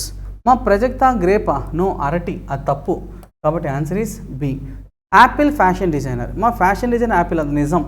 తర్వాత వర్ణ టీచర్ అనేది నిజం. ఇక్కడ అబద్ధమైంది ఏదన్నా అంటే అది బి, సెకండ్ ఆప్షన్ మాత్రమే. So 86 answer B. నెక్స్ట్ మా problem number 87 to 89. Decision making. Carefully study the criteria given below and answer the following questions according to the criteria given. My renowned automobile manufacturer want to hire a senior manager for its operations in India. మా భారతదేశంలో ఒక ప్రఖ్యాత automobile manufacturer భారతదేశంలో వాళ్ళ యొక్క unit start చేద్దాం అనుకుంటున్నారు. అయితే దానికోసం సీనియర్ మేనేజర్ని ఎంచుకోవాలనుకుంటున్నారమ్మా. అయితే ఆ క్యాండిడేట్స్కి ఏమేమి కావాలి అని వాళ్ళు అడుగుతున్నారంటే must be a MBA graduate in finance or marketing as his or her specialization. అయితే వాళ్ళు ఎవరెవరిని కావాలనుకుంటున్నారంటే ఒక MBA గ్రాడ్యుయేట్ అయి ఉండాలి. వాళ్ళు నాకు కావాల్సిన పర్సన్స్ ఎవరైతే ఉన్నారో వాళ్ళు MBA చేసి ఉండాలి, మార్కెటింగ్ ఆర్ ఫైనాన్స్ రెండిట్లో ఏదో ఒకటి స్పెషలైజేషన్ చేసి ఉండాలి. అలాగే ఫస్ట్ కండిషన్ ఇది. సెకండ్ కండిషన్ దేని గురించి చెప్తున్నామా, must have at least 70% marks in MBA. వాడు చేసేటువంటి ఈ MBAలో 70% కనీసం మార్కులు సాధించాలి, అట్లీస్ట్ అన్నాడు కాబట్టి. Must have worked as a sales manager for at least 5 years. అలాగే సేల్స్ మేనేజర్గా పనిచేయాలి, సేల్స్ మేనేజర్గా కనీసం 5 years ఎక్స్పీరియన్స్ అయినా వాళ్ళకి ఉండాలి అని చెప్తున్నాడు. 5 years ఎక్స్పీరియన్స్ ఉండాలి అని చెప్తున్నాడు. అలాగే must not be under 50 years age and not exceed 55 years as on 16th January 2012. సో వాళ్ళ యొక్క ఏజ్ ఎలా ఉండాలంటే 4th క్రైటీరియా చెప్తున్నాను మా. ఏజ్ అనేది 50 years దాటాలి, 50 years మినిమం అట్లీస్ట్ ఉండాలి అండ్ మ్యాక్సిమం 55 ఉండాలి తప్ప 55 మాత్రం దాటకూడదు అని చెప్తున్నాడు. సో అది కూడా ఎప్పటికమ్మా 16th January 2012 నాటికి వాళ్ళ ఏజ్ అనేది ఈ విధంగా ఉండాలి మా. Must be proficient in at least 2 foreign languages. వాడు మనకి కొన్ని లాంగ్వేజ్లు ఇవ్వడం జరుగుతుంది చూడు, జర్మన్, స్పానిష్, జపనీస్, మాండ్రిన్ అనే ఈ 4 languagesలో ఒక దాంట్లో మాత్రం ప్రొఫిషియంట్గా ఉండాలి.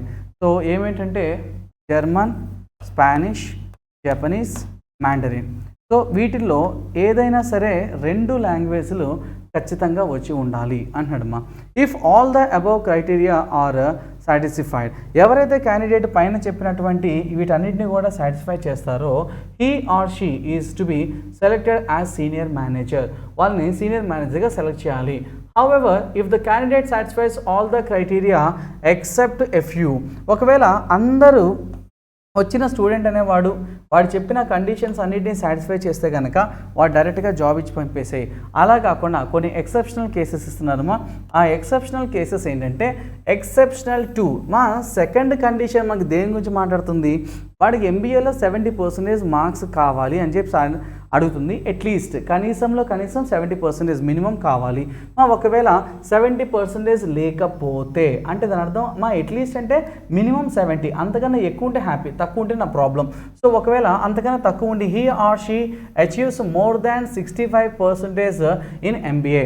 సో 70 లేకపోయా కానీ కనీసం 65 మినిమం ఉండాలి. 65 కన్నా ఎక్కువ ఉండి 70 కన్నా తక్కువగా ఉన్న అభ్యర్థుల కోసం ఇదనమాట. Then he or she should be referred to the chairman of the company. So వాళ్ళు మనం ఏం చేయాలంటే చైర్మన్కి రిఫర్ చేయాలి అని చెప్తున్నాను. సో వాళ్ళని ఏం చేయాలి, మనం చైర్మన్కి రిఫర్ చేయాలి. So except third condition. ఇక్కడ థర్డ్ కండిషన్ దేని గురించి మాట్లాడుతుంది మనకి, థర్డ్ కండిషన్ అనేది సేల్స్ మేనేజర్గా 5 years ఆఫ్ ఎక్స్పీరియన్స్ ఉండాలి అన్నాడు.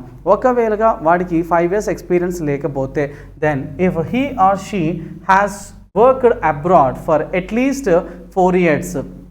అబ్రాడ్లో కనీసం 4 years ఎక్స్పీరియన్స్ ఉండాలి అంటున్నాడు.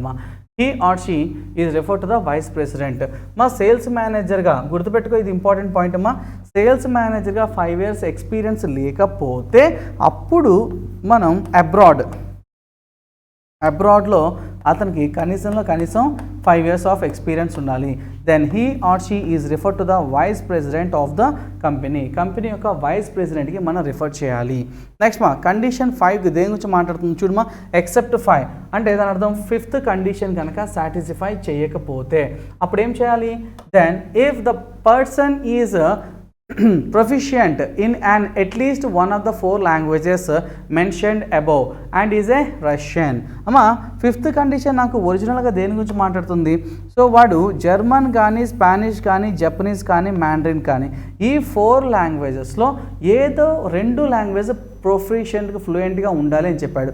కానీ ఒకవేళ అది లేకపోతే 2 కనుక ప్రొఫెషనల్గా లేకపోతే అంటే వాడు కనీసం ఏమడుతున్నాడు మా at least one of the 4 languages. So ఆ 4 లాంగ్వేజెస్లో కనీసం ఒక్కదాన్నైనా సరే ఉండాలి. అంటే ఈ జర్మన్ స్పానిష్ జపనీస్ అండ్ మ్యాండరిన్లో ఏదో ఒక్క లాంగ్వేజ్ మస్ట్గా వచ్చి ఉండి and he is a Russian. So ఇది రష్యన్కి మాత్రమే ఇది అవకాశం, ఇంకా వేరే వాళ్ళకి ఎవరికి కూడా ఆ అవకాశం లేదు మా. రష్యన్ అయ్యుండి ఏదో ఒక్క లాంగ్వేజే ఆ 4 కనుక వచ్చుంటే then he or she is to be refer to the CEO of the company. అప్పుడు మనం ఏం చేయాలంటే వాళ్ళని CEOకి రిఫర్ చేయాలి. మనం ఏం చేయాలమ్మా, CEOకి రిఫర్ చేయాలి అని చెప్తున్నాడమ్మా. ఓకేనా. సో ఎవరైతే పర్సన్ ఇక్కడ పైన చెప్పినటువంటి కండిషన్స్ అండ్ సబ్ కండిషన్స్ని సాటిస్ఫై చేస్తారో వాళ్ళకి డైరెక్ట్గా జాబ్ ఇచ్చేసేసి మనం పంపించవచ్చు. ఒకవేళ మెయిన్ కండిషన్స్ సాటిస్ఫై చేయకపోతే సబ్ కండిషన్కి వచ్చి అప్పుడు నీ ఆన్సర్ ఏంటో చెప్పాల్సి ఉంటుంది. ఓకేనా. ఒక్కసారి మనం క్వశ్చన్స్లోకి వెళ్ళిపోదామా. సో క్వశ్చన్ నెంబర్ 87 మా మోహన్ అనే పర్సన్ ఒకడు ఉన్నాడు మా. He was born in the year February 29, 1960. Mohan 1960వ సంవత్సరంలో ఫిబ్రవరి 29లో పుట్టాడు. అమ్మా ఫస్ట్ ప్రాబ్లం చూద్దాం. మోహన్ ఎప్పుడు పుట్టాడంటే 1960 సంవత్సరం పుట్టాడు. 1960లో పుట్టాడంటే వాడు ఇందాక చెప్పాడు మనకి ఏజ్ క్యాలిక్యులేషన్ అనేది 2012 నాటికి మాత్రమే తీసుకోవాలి. అమ్మ అక్కడ 60 నుంచి 40 సంవత్సరాలు, ఇక్కడ ఇంకొక 12 సంవత్సరాలు, మొత్తం 52 సంవత్సరాలు. అంటే మోహన్ ఏజ్ ఎంత, 52 సంవత్సరాలు. హ్యాపీ, సాటిస్ఫై చేస్తున్నాడు. Next worked as a sales manager in Germany for 7 years. అతను జర్మనీలో పనిచేసాడమా ఎన్ని సంవత్సరాలు అంటే 7 years పనిచేయడం జరిగింది. జర్మనీలో యాజ్ ఏ సేల్స్ మేనేజర్గా 7 years పనిచేయడం జరిగింది. నాకు సేల్స్ మేనేజర్గా 5 years ఉంటే చాలమ్మా, మనోడికి 7 years పనిచేసాడు. హ్యాపీ. నెక్స్ట్ వైల్ ఇన్ జర్మనీలో ఉన్నప్పుడు he learn to speak German and become an expert. అతను జర్మన్లో ఉన్నప్పుడు అతను జర్మన్ లాంగ్వేజ్ నేర్చుకొని ఎక్స్పర్ట్ అయ్యాడు అని చెప్తున్నాడు మా. Next while he was doing MBA. So అతను MBA చేసేటప్పుడంట in MIT which is one of the most reputated college in the country. He learn to speak Spanish and become an expert. అతను MBA చేశాడంట MIT కాలేజీలో. ఇక్కడ నేను గుర్తుపెట్టుకో, వాడు MITలో MBA చేశాడు, అలాగే వాడికి ఆ టైంలో స్పానిష్ నేర్చుకున్నాడు అని చెప్తున్నాడు అండ్ ఎక్స్పర్ట్ అయ్యాడు అని చెప్పాడు. అవునా కదా. సో ఇక్కడ జర్మన్ స్పానిష్ 2 వచ్చాయి అతనికి. అవునా కదా. సో 2 లాంగ్వేజ్ వచ్చేసాయి, ఎక్స్పర్ట్ అయ్యాడంట. He secured 75% marks in MBA. మనకి 70% చాలు, కానీ అతనికి మనోడికి ఎంత వచ్చింది, 75% మార్క్స్ వచ్చినాయి అని చెప్తున్నాడు మా. సో అతను మోహన్ అనే పర్సన్ మనకి కావాల్సిన అన్ని సాటిస్ఫై చేశాడా అంటే అందరూ చేశాడు అనుకుంటున్నారు, కానీ వాడు చేయలేదు. ఎందుకు చేయలేదు, ఎక్కడ చేయలేదు, అతను MBA రెప్యుటేటెడ్ కాలేజ్ MIT అని చెప్పి మనం డైవర్ట్ చేసేసాడమ్మా. యాక్చువల్గా అక్కడ రెప్యుటేటెడ్ కాలేజ్ MBA అయితే నాకేంటి అవ్వకపోతే నాకేంది, నాకు కావాల్సింది ఏంది, వాడు ఎక్కడ చేసినా సరే MBAలో నాకు మార్కెటింగ్ ఫైనాన్స్ అనేది పర్టికులర్ మెన్షన్ చేయాలి. కానీ వాడు ఎక్కడ కూడా మార్కెటింగ్లో చేశాడా లేకపోతే ఫినాన్స్లో చేశాడా అనే మాట మనకి ఎక్కడ కూడా మెన్షన్ చేయలేదు. కాబట్టి ఇక్కడ డేటా ఇన్యాడిక్వేట్. ఎందుకంటే MBA చేశాడు కానీ అది ఎందులో చేశాడు అనే మాట, మార్కెటింగ్ ఫైనాన్స్ అనే మాట మనకి ఎక్కడా చెప్పలేదు. కాబట్టి ఆన్సర్ డేటా ఇన్యాడిక్వేట్. డేటా సరిపోదు, మనకు వచ్చినటువంటి డేటా సరిపోదు మా. Data inadequate. 88th క్వశ్చన్ చూద్దామా.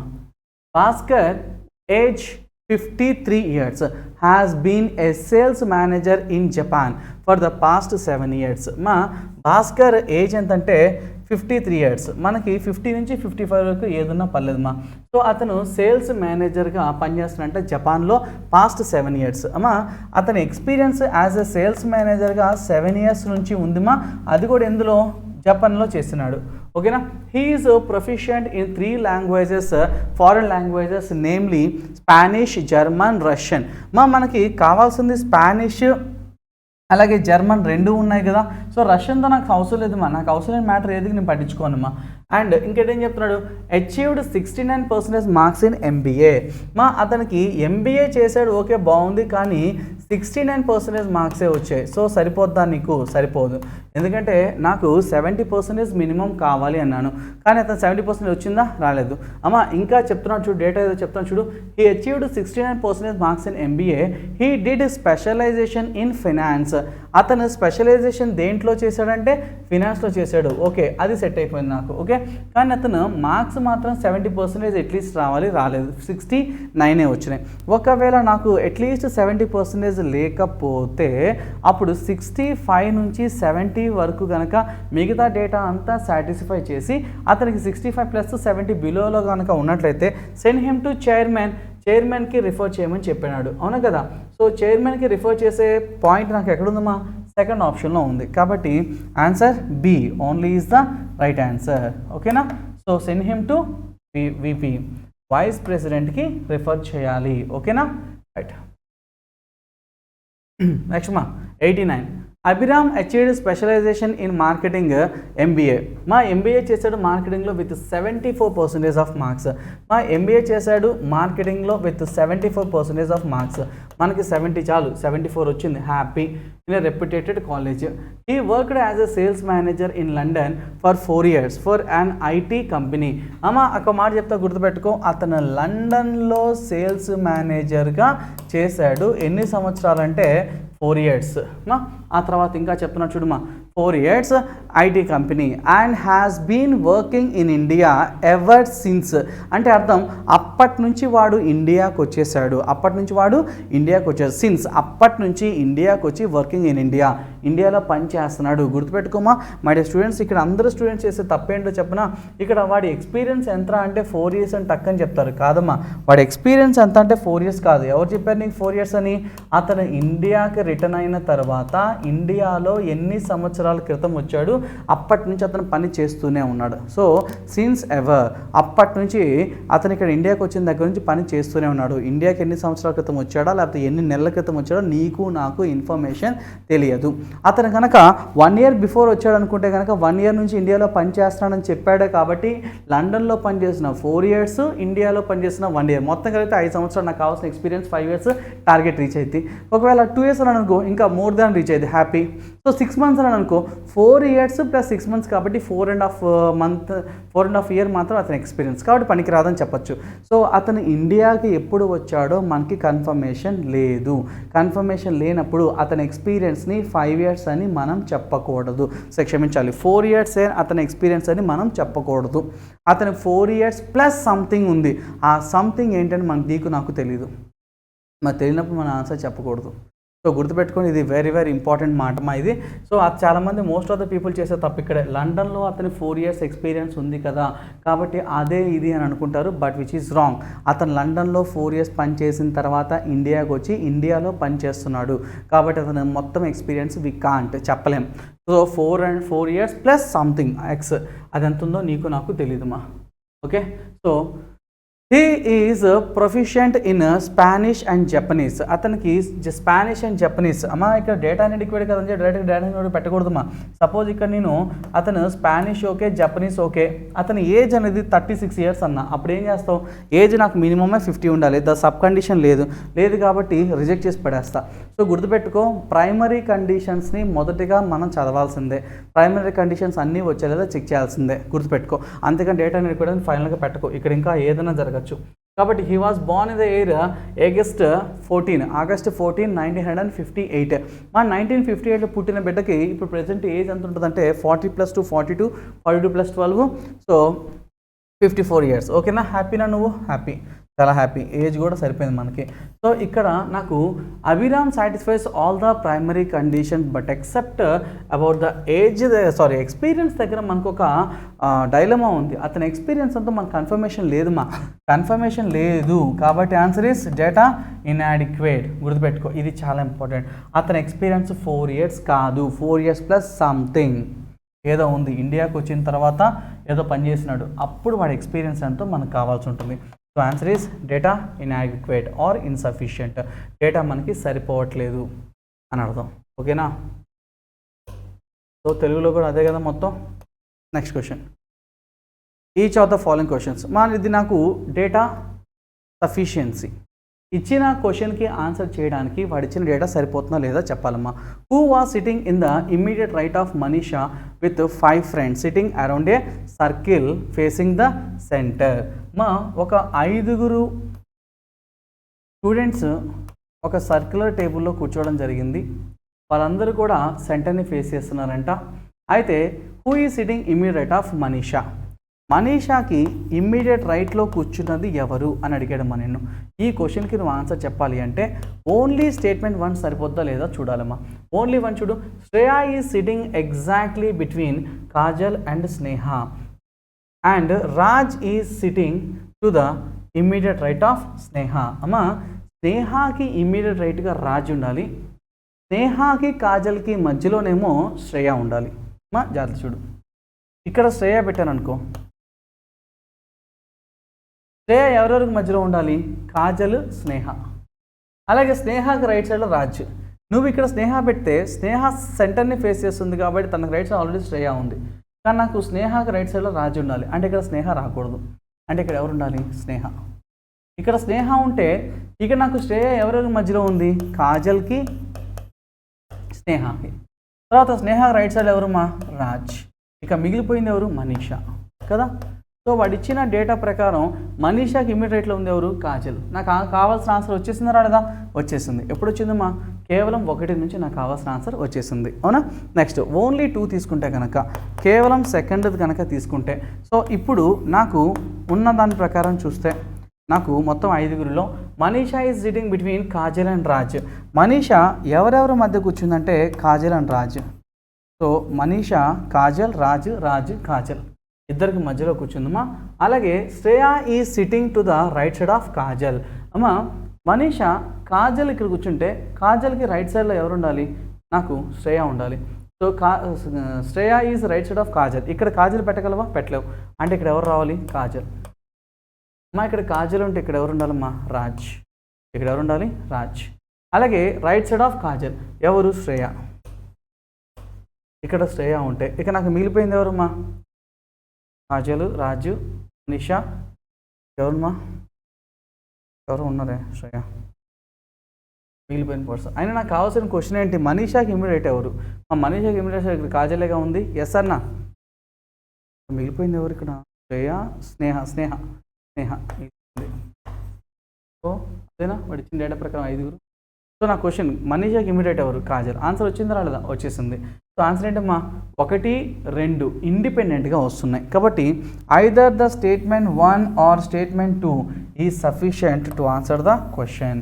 సో 1 and 2 రెండు కూడా ఇండిపెండెంట్గా కావాలి. ఇక్కడ ఐదర్ ఆర్ అంటే ఒక మాట చెప్తా గుర్తుపెట్టుకో, ఇక్కడ బోత్ కాదమ్మా, ఐదర్ 1 or 2. అంటే 1 నుంచి సొంతగా వస్తుంది, 2 నుంచి కూడా సొంతగా వస్తుంది. కాబట్టి ఐదర్ అనే పదం వాడాలి. కాబట్టి ఆన్సర్ ఏంటమ్మా? C only is the right answer. Next, so from 90 to 91, PQRST are sitting in a row. They were all heading towards the north direction. Who is second to the left of P? నా దగ్గర మొత్తం ఎంతమంది ఉన్నారంటే 5 ఉన్నారు మా students. వాళ్ళందరూ కూడా 5 students ఒక వరుసలో కూర్చోవడం జరిగింది. అయితే వాడి క్వశ్చన్ ఏంటంటే who is second to the left of P. P అనే పర్సన్కి సెకండ్ లెఫ్ట్లో కూర్చున్నవాడు ఎవడో మనం కనుక్కోవాలమ్మా. ఇప్పుడు కేవలం 1వ స్టేట్మెంట్ నేను తీసుకుంటే కనుక R is to the immediate left of T and the second person to the right side of the S. అంటే అర్థం ఏంటి? ఆర్ అనేవాడు ఇమ్మీడియట్ లెఫ్ట్ ఆఫ్ టీ, టీకి ఇమ్మీడియట్ లెఫ్ట్లో ఆర్ ఉన్నాడు. అండ్ అంటే మళ్ళీ మొదటి వ్యక్తి ఆర్ గురించి. ఆర్ ఈ second person right side of S. ఎస్కి సెకండ్ రైట్లో ఆర్ ఉండాలి. ఇది దాని అర్థం. ఇక్కడ జాగ్రత్తగా చూద్దాము. మనకి పాసిబిలిటీస్ తీసుకుంటే 2 పాసిబిలిటీస్ ఉంటాయి. ఒకటి, ఎస్ని ఇక్కడ పెట్టామనుకో, ఎస్కి సెకండ్ రైట్లో ఆర్ ఉండి ఆర్కి ఇమ్మీడియట్ లెఫ్ట్లో టీ, ఇది ఒక పాసిబిలిటీ. అదేవిధంగా 1, 2, 3, 4, 5 ఇక్కడ ఎస్ పెట్టామనుకో, సెకండ్ రైట్లో ఆర్, ఆర్కి ఇమ్మీడియట్ రైట్లో టీ. ఈ 2 ఛాన్సెస్లో ఏమన్నాయి? అయితే నా క్వశ్చన్ ఏంటిమ్మా, పీకి సెకండ్ రైట్లో ఎవరు అని అడిగాడు. అమ్మా ఇక్కడ పీ పెట్టానుకో, సెకండ్ లెఫ్ట్లో ఎవరు ఆర్, ఇక్కడ పీ పెడితే సెకండ్ లెఫ్ట్లో ఎవరు లేరు, నో వన్ అనేది కూడా మన ఆన్సర్ ఏనమ్మా. ఇక్కడ పీ పెడితే సెకండ్ లెఫ్ట్లో వీడు, ఇక్కడ పీ పెడితే సెకండ్ లెఫ్ట్లో ఎవడు లేడు. అంటే నువ్వు ఆన్సర్ చెప్పగలవా? చెప్పలేమమ్మా మనం, అవునా? ఇంకేమైనా మిస్ చేసాం మనం? Towards the north, immediate left of T, second to the right of S. ఏం చెప్పలేం కదా. ఎస్, ఓన్లీ 1 నుంచి నాకు ఆన్సర్ రాదు. ఎందుకంటే మా ఇక్కడ పీ పెట్టాను అనుకో, ఇక్కడ పీ పెట్టాను అనుకో, ఇక్కడ ఎవరు వస్తారు? క్యూ. సో ఇప్పుడు పీకి సెకండ్ లెఫ్ట్ అంటే ఆర్, ఈ కేసు ప్రకారం. అదే దీంట్లోనే మళ్ళీ ఇంకొకటి తీసుకోవచ్చు. మళ్ళీ అదేంటంటే ఇక్కడ ఎస్ పెట్టి, ఇక్కడ ఆర్ పెట్టి, ఇక్కడ టీ పెట్టాను అనుకో, ఇక్కడ పీ పెడితే ఇక్కడ క్యూ వస్తుందమ్మా. ఇప్పుడు పీకి సెకండ్ లెఫ్ట్ ఎవరు? నో వన్ అనేది కూడా నా ఆన్సరే. ఇక్కడ పీ పెట్టాను అనుకో, పీకి సెకండ్ లెఫ్ట్గా మిగిలిపోయిన క్యూ వస్తుంది. ఇప్పుడు పీకి సెకండ్ లెఫ్ట్ ఎవరు అంటే పీ కదా, ఇది పీకి సెకండ్ లెఫ్ట్ ఎవరు అంటే క్యూ. దీని ప్రకారం నాకు మోర్ దాన్ 1 వచ్చిన ఆన్సర్ ఏది కూడా నా ఆన్సర్ కాదు. కాబట్టి ఓన్లీ 1 నుంచి నాకు ఆన్సర్ రాదు. 1 2 3 4 5 మొత్తం 5 ఉన్నారమ్మా. నెక్స్ట్ సెకండ్ కండిషన్ చూసుకుంటే కనుక Q is to the immediate right of P. మా పీకి ఇమ్మీడియట్ రైట్లో క్యూ ఉండాలి. అండ్ అంటే మళ్ళీ మొదటి వ్యక్తి క్యూ గురించి. Q is third person to the left side of S. ఎస్కి ఫస్ట్ సెకండ్ థర్డ్ లెఫ్ట్లో ఎవరు ఉండాలంటే క్యూ. ఓకేనా? ఇంకేమైనా ఇచ్చినా? Second third person to the left side of S. అమ్మా ఇవి మనకి ఇచ్చినాడు. చూద్దాం ఒకసారి. అమ్మా ఇక్కడ ఎస్ పెట్టాను అనుకో, ఫస్ట్ సెకండ్ థర్డ్ లెఫ్ట్లో క్యూ ఉండాలమ్మా, క్యూ పక్కన పీ ఉండాలి. అవునా? Right. This to the middle left of T and second person right of yes.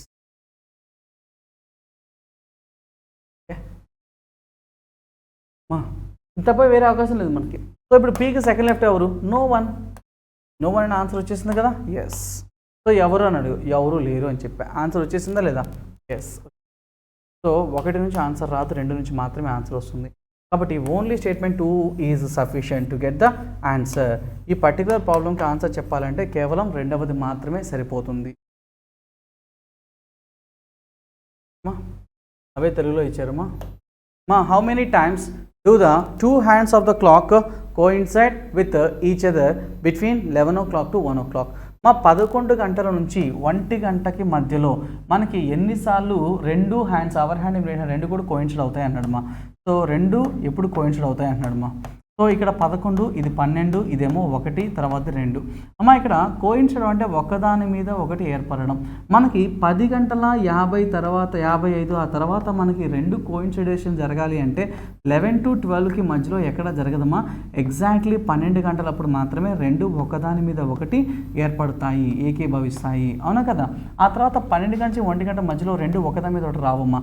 ఎప్పుడు వస్తుంది అంటే 1 5 దగ్గర వస్తుంది. అంటే ఇక్కడ 11 గంటల నుంచి 1 గంటకి మధ్యలో అంటే ఆ 2 గంటల సమయంలో ఎన్నిసార్లు మనకి కోయిన్సైడ్ అవుతాయంటే కేవలం ఒక్కసారి మాత్రమే కోయిన్సైడ్ అవుతాయి. So answer is option D, only is the right answer. 93. Question, based on the above sequence find the one that does not belongs to the group. ఆ గ్రూప్తో సంబంధం లేని దాన్ని వెతకమంటున్నాడు అమ్మా. సో ఏఓ ప్లస్ అన్నాడు అమ్మా, ఏఓ ప్లస్. సో ఇక్కడ చూసుకుంటే ఏకి ఓ అనేది 1 2 3 4 5 6 ప్లస్ 6. సో ఇక్కడ ఓ నుంచి 1 2 3 4 5 6 6th ప్లేస్లో ఆ ఎలిమెంట్స్ ఉన్నారమ్మా. ఓకే, తర్వాత MB5 అమ్మా. ఎం అనేవాడికి బి అనేవాడు 1 2 3 4 5 6 ప్లస్ 6. బి నుంచి 5 ఎస్ 5. బి నుంచి 1 2 3 4 5 6 ప్లస్ 6. ఈ 2 ఒకేలా ఉన్నాయి. ఆ తర్వాత N32 చూద్దామ్మా. N32 అంటే ఎన్ అనేవాడికి 3 1 2 3 4 5 6 ప్లస్ 6లో ఉన్నాడమ్మా 3. తర్వాత 1 2 3 4 5 6 ప్లస్ 6లో ఉన్నాడమ్మా. ఇది కూడా 2. సో అది కూడా ఆన్సర్ కాదు. ఇక మిగిలిపోయింది నాకు $2P. మా $2P తీసుకుంటే కనుక డాలర్కి 1 2 3 4 5 6 6th ప్లేస్లో 2 ఉన్నాడమ్మా. 2 నుంచి 1 2 3 4 5 6 7 8th ప్లేస్లో ఉన్నాడమ్మా. సో ఇప్పుడు వీటన్నింటిలో తేడాగా ఉంది ఎవడు? ఈడేగా. MB5 కాదు, క్షమించాలి, ఇది $2P ఎక్కడుందమ్మా? ఆప్షన్ సిలో ఉంది. మిగతా అందరూ కూడా ఫస్ట్ పర్సన్కి 6th రైట్లో ఉండి సెకండ్ పర్సన్కి 6th రైట్లో థర్డ్ పర్సన్ ఆ విధంగా ఉంటాయి. ఇక్కడ మాత్రం లేదమ్మా. కాబట్టి answer is C, only is the right answer. Next 94. Find the shape. ఇక్కడ క్వశ్చన్ మార్క్ ప్లేస్లో వచ్చే సింబల్ ఏంటో చెప్పంటున్నాడు మా కంప్లీషన్ ఆఫ్ ఇన్కంప్లీట్ ప్యాటర్న్. మా ఇక్కడ కంప్లీట్ చేయమంటున్నాడు రిమైనింగ్. ఓకే అమ్మా, ఇక్కడ నువ్వు ఒక స్క్వయర్ని కనుక నువ్వు అబ్జర్వ్ చేసుకుంటే రాంబస్ అబ్జర్వ్ చేయొచ్చు. చూడు కావాలంటే ఇక్కడ ఈ రాంబస్ నువ్వు అబ్జర్వ్ చేసుకుంటే కనుక నాకు ఆ రిమైనింగ్ 1/4లో డయాగ్రామ్లో ఒక లైన్ ఇలా రావాలి. ఆ తర్వాత రిమైనింగ్ని అబ్జర్వ్ చేసుకుంటే ఇక్కడ మరొక రాంబస్ ఉందమ్మా. ఈ రాంబస్ ఈ కార్నర్స్ని రిప్రజెంట్ చేయాలి, కార్నర్స్ వరకు వెళ్ళాలి. అంటే దీని పక్క నుంచే కార్నర్ వరకు ఒక లైన్ రావాలి. ఆ తర్వాత ఇక్కడ చూడమ్మా, ఈ కార్నర్ని బేస్ చేసుకుంటూ ఒక లైన్ ఉంది, అది ఇక్కడ లేదమ్మా, కేవలం ఇక్కడ మాత్రమే రావాలి. సో అది ఈ కార్నర్ని రిప్రజెంట్ చేసుకుంటూ ఈ విధంగా రావాలి. సో ఈ విధంగా ఉన్న ఆప్షన్ ఎక్కడ ఉన్నాయి చూడు, ఒక డీలో తప్ప ఇంకెక్కడా లేదు చూడు. ఇక్కడ ఉన్నట్టుంది కానీ అది కార్నర్ దాకా రావాలి, అసలు ఇది రివర్స్లో ఉంది కదా. Answer is D, fourth option. Next problem number 95. 95 చూద్దాం ఒకసారి. గుర్తించమంటున్నాడు బా దాంకొని ఆట. ఇక్కడ ఈ డయాగ్రామ్ యాజ్ ఇట్ ఈస్గా ఆప్షన్స్ ఏబిసిడిలో ఎక్కడో దాంకొని ఉంది, అది మనం కనిపెట్టాల్సి ఉంటుందమ్మా. యాజ్ ఇట్ ఈస్గా ఉన్నా పర్లేదమ్మా, ఉండాలి యాక్చువల్గా అయితే. అలా లేకపోయినా కొంచెం అటు ఇటుగా ఉన్నా సరే మన ఆన్సర్ చెప్పచ్చమ్మా. కొంచెం మారినా సరే పర్లేదు, ఏం కాదు. యాజ్ ఇట్ ఈస్గా ఉన్నదానికి మనం ప్రయారిటీ ఇచ్చుకోవాలి. ఒకవేళ అలా లేకపోతే మనం కొంచెం షేప్ మారినా సరే తీసుకోవచ్చు. చూడు సరిపోయిందా లేదా, యాజ్ ఇట్ ఈస్గా ఉందా, సేమ్ అదేనా, ఇది సరిపోయిందా, కొంచెం modify. So answer is A, first దాంట్లో ఉంది అది, option is a. Next 95. Find the odd one figure.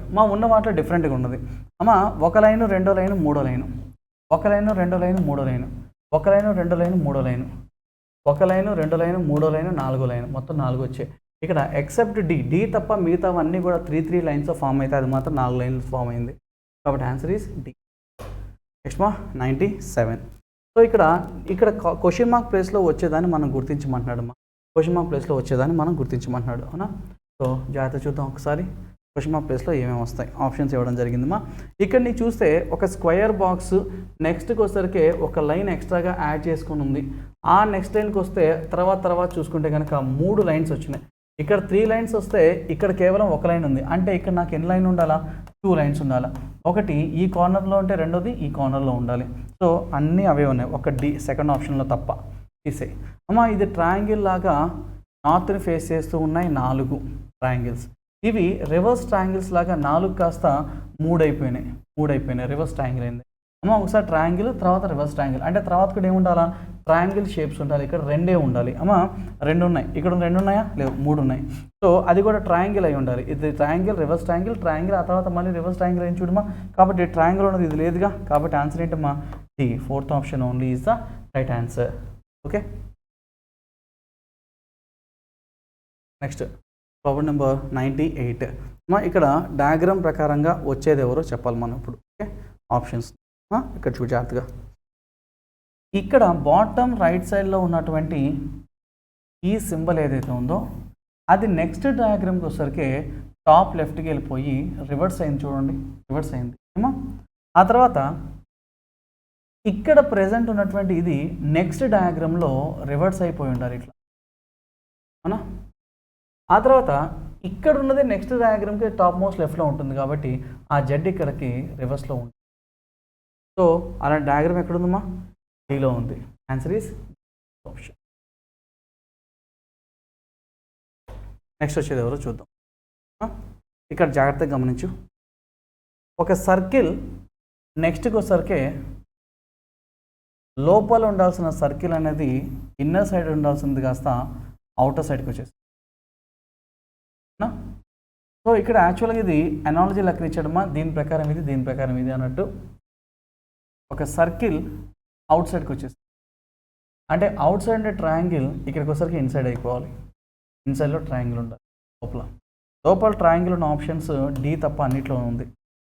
ఆ తర్వాత మళ్ళీ చూస్తే 4 సైడ్స్ ఉన్న స్క్వేర్ కాస్త 5 సైడ్స్ అయింది, ఒకటి ఇంక్రీజ్ అయింది. ఇక్కడ 4 సైడ్స్ ఉన్నది కాస్త దాని ప్రీవియస్కి వస్తే 3 సైడ్సే ఉండాలి. సో రెండు ట్రయాంగిల్సే ఉండాలి. Answer is option A only is the right answer. Okay next problem number 100. ఈ చిత్రంలో తెరవబడిన పాచిక ఆధారంగా ఈ క్రింది జవాబు చిత్రంలో ఏ పాచిక తయారు చేయబడదు అన్నాడు. మనం ఒక పాచికని విప్పదీసినప్పుడు ఆల్టర్నేట్స్ ఆర్ ఆపోజిట్స్ అవుతాయి. ఆల్టర్నేట్స్ ఆర్ ఆపోజిట్స్ అవుతాయి. ఆల్టర్నేట్స్ ఆర్ ఆపోజిట్స్ ఈ రెండు ఉన్నాయి కదా, ఈ రెండు సేమ్ టు సేమ్ ఆపోజిట్లో ఉంటాయి ఆ రెండు కూడా. సో దాన్ని తీటా అనుకుంటున్నానమ్మా, దీన్ని తీటా అనుకుంటున్నానమ్మా. అలాగే ఈ రెండు ఆల్టర్నేట్స్ కదమ్మా, అవి ఆపోజిట్లో ఉండాలి రూపీ సింబల్. అలాగే అవి కాకుండా ఇక మిగిలిపోయినవి నాకు ఆపోజిట్లో ఉంటాయి. ఫ్రాంక్లిన్ ఇదేమో టీ అనుకుంటున్నానమ్మా, టీలా రాస్తున్నా, ఆ సింబల్ నాకు కనిపించట్లేదు సరిగ్గా. సో ఇక్కడ నాకు వీటిని ఆధారంగా చేసుకొని ఇచ్చిన ఆప్షన్స్ ఏబీసీలో దేన్ని మనం తయారు చేయలేము చెప్పమన్నాడమ్మా. ఒక్కసారి చెప్తా, ఎదురెదురుగా ఉండే వాళ్ళు ఎప్పుడు కూడా పక్క పక్కన ఉండకూడదమ్మా, అవునా? సో ఒక్కసారి చూడు, ఈ సింబల్ ఎదురెదురుగా ఉండాలి అంటే అవి పక్క పక్కన ఉండడానికి అర్హులు కాదు. కాబట్టి అవి రెండు పక్క పక్కన ఉన్నాయి, కాబట్టి దాన్ని మనం ఫామ్ చేయలేము. మిగతా అన్నిటి మనం ఫామ్ చేయొచ్చు. ఓకేనా? సో ఇలా thank you, all the best.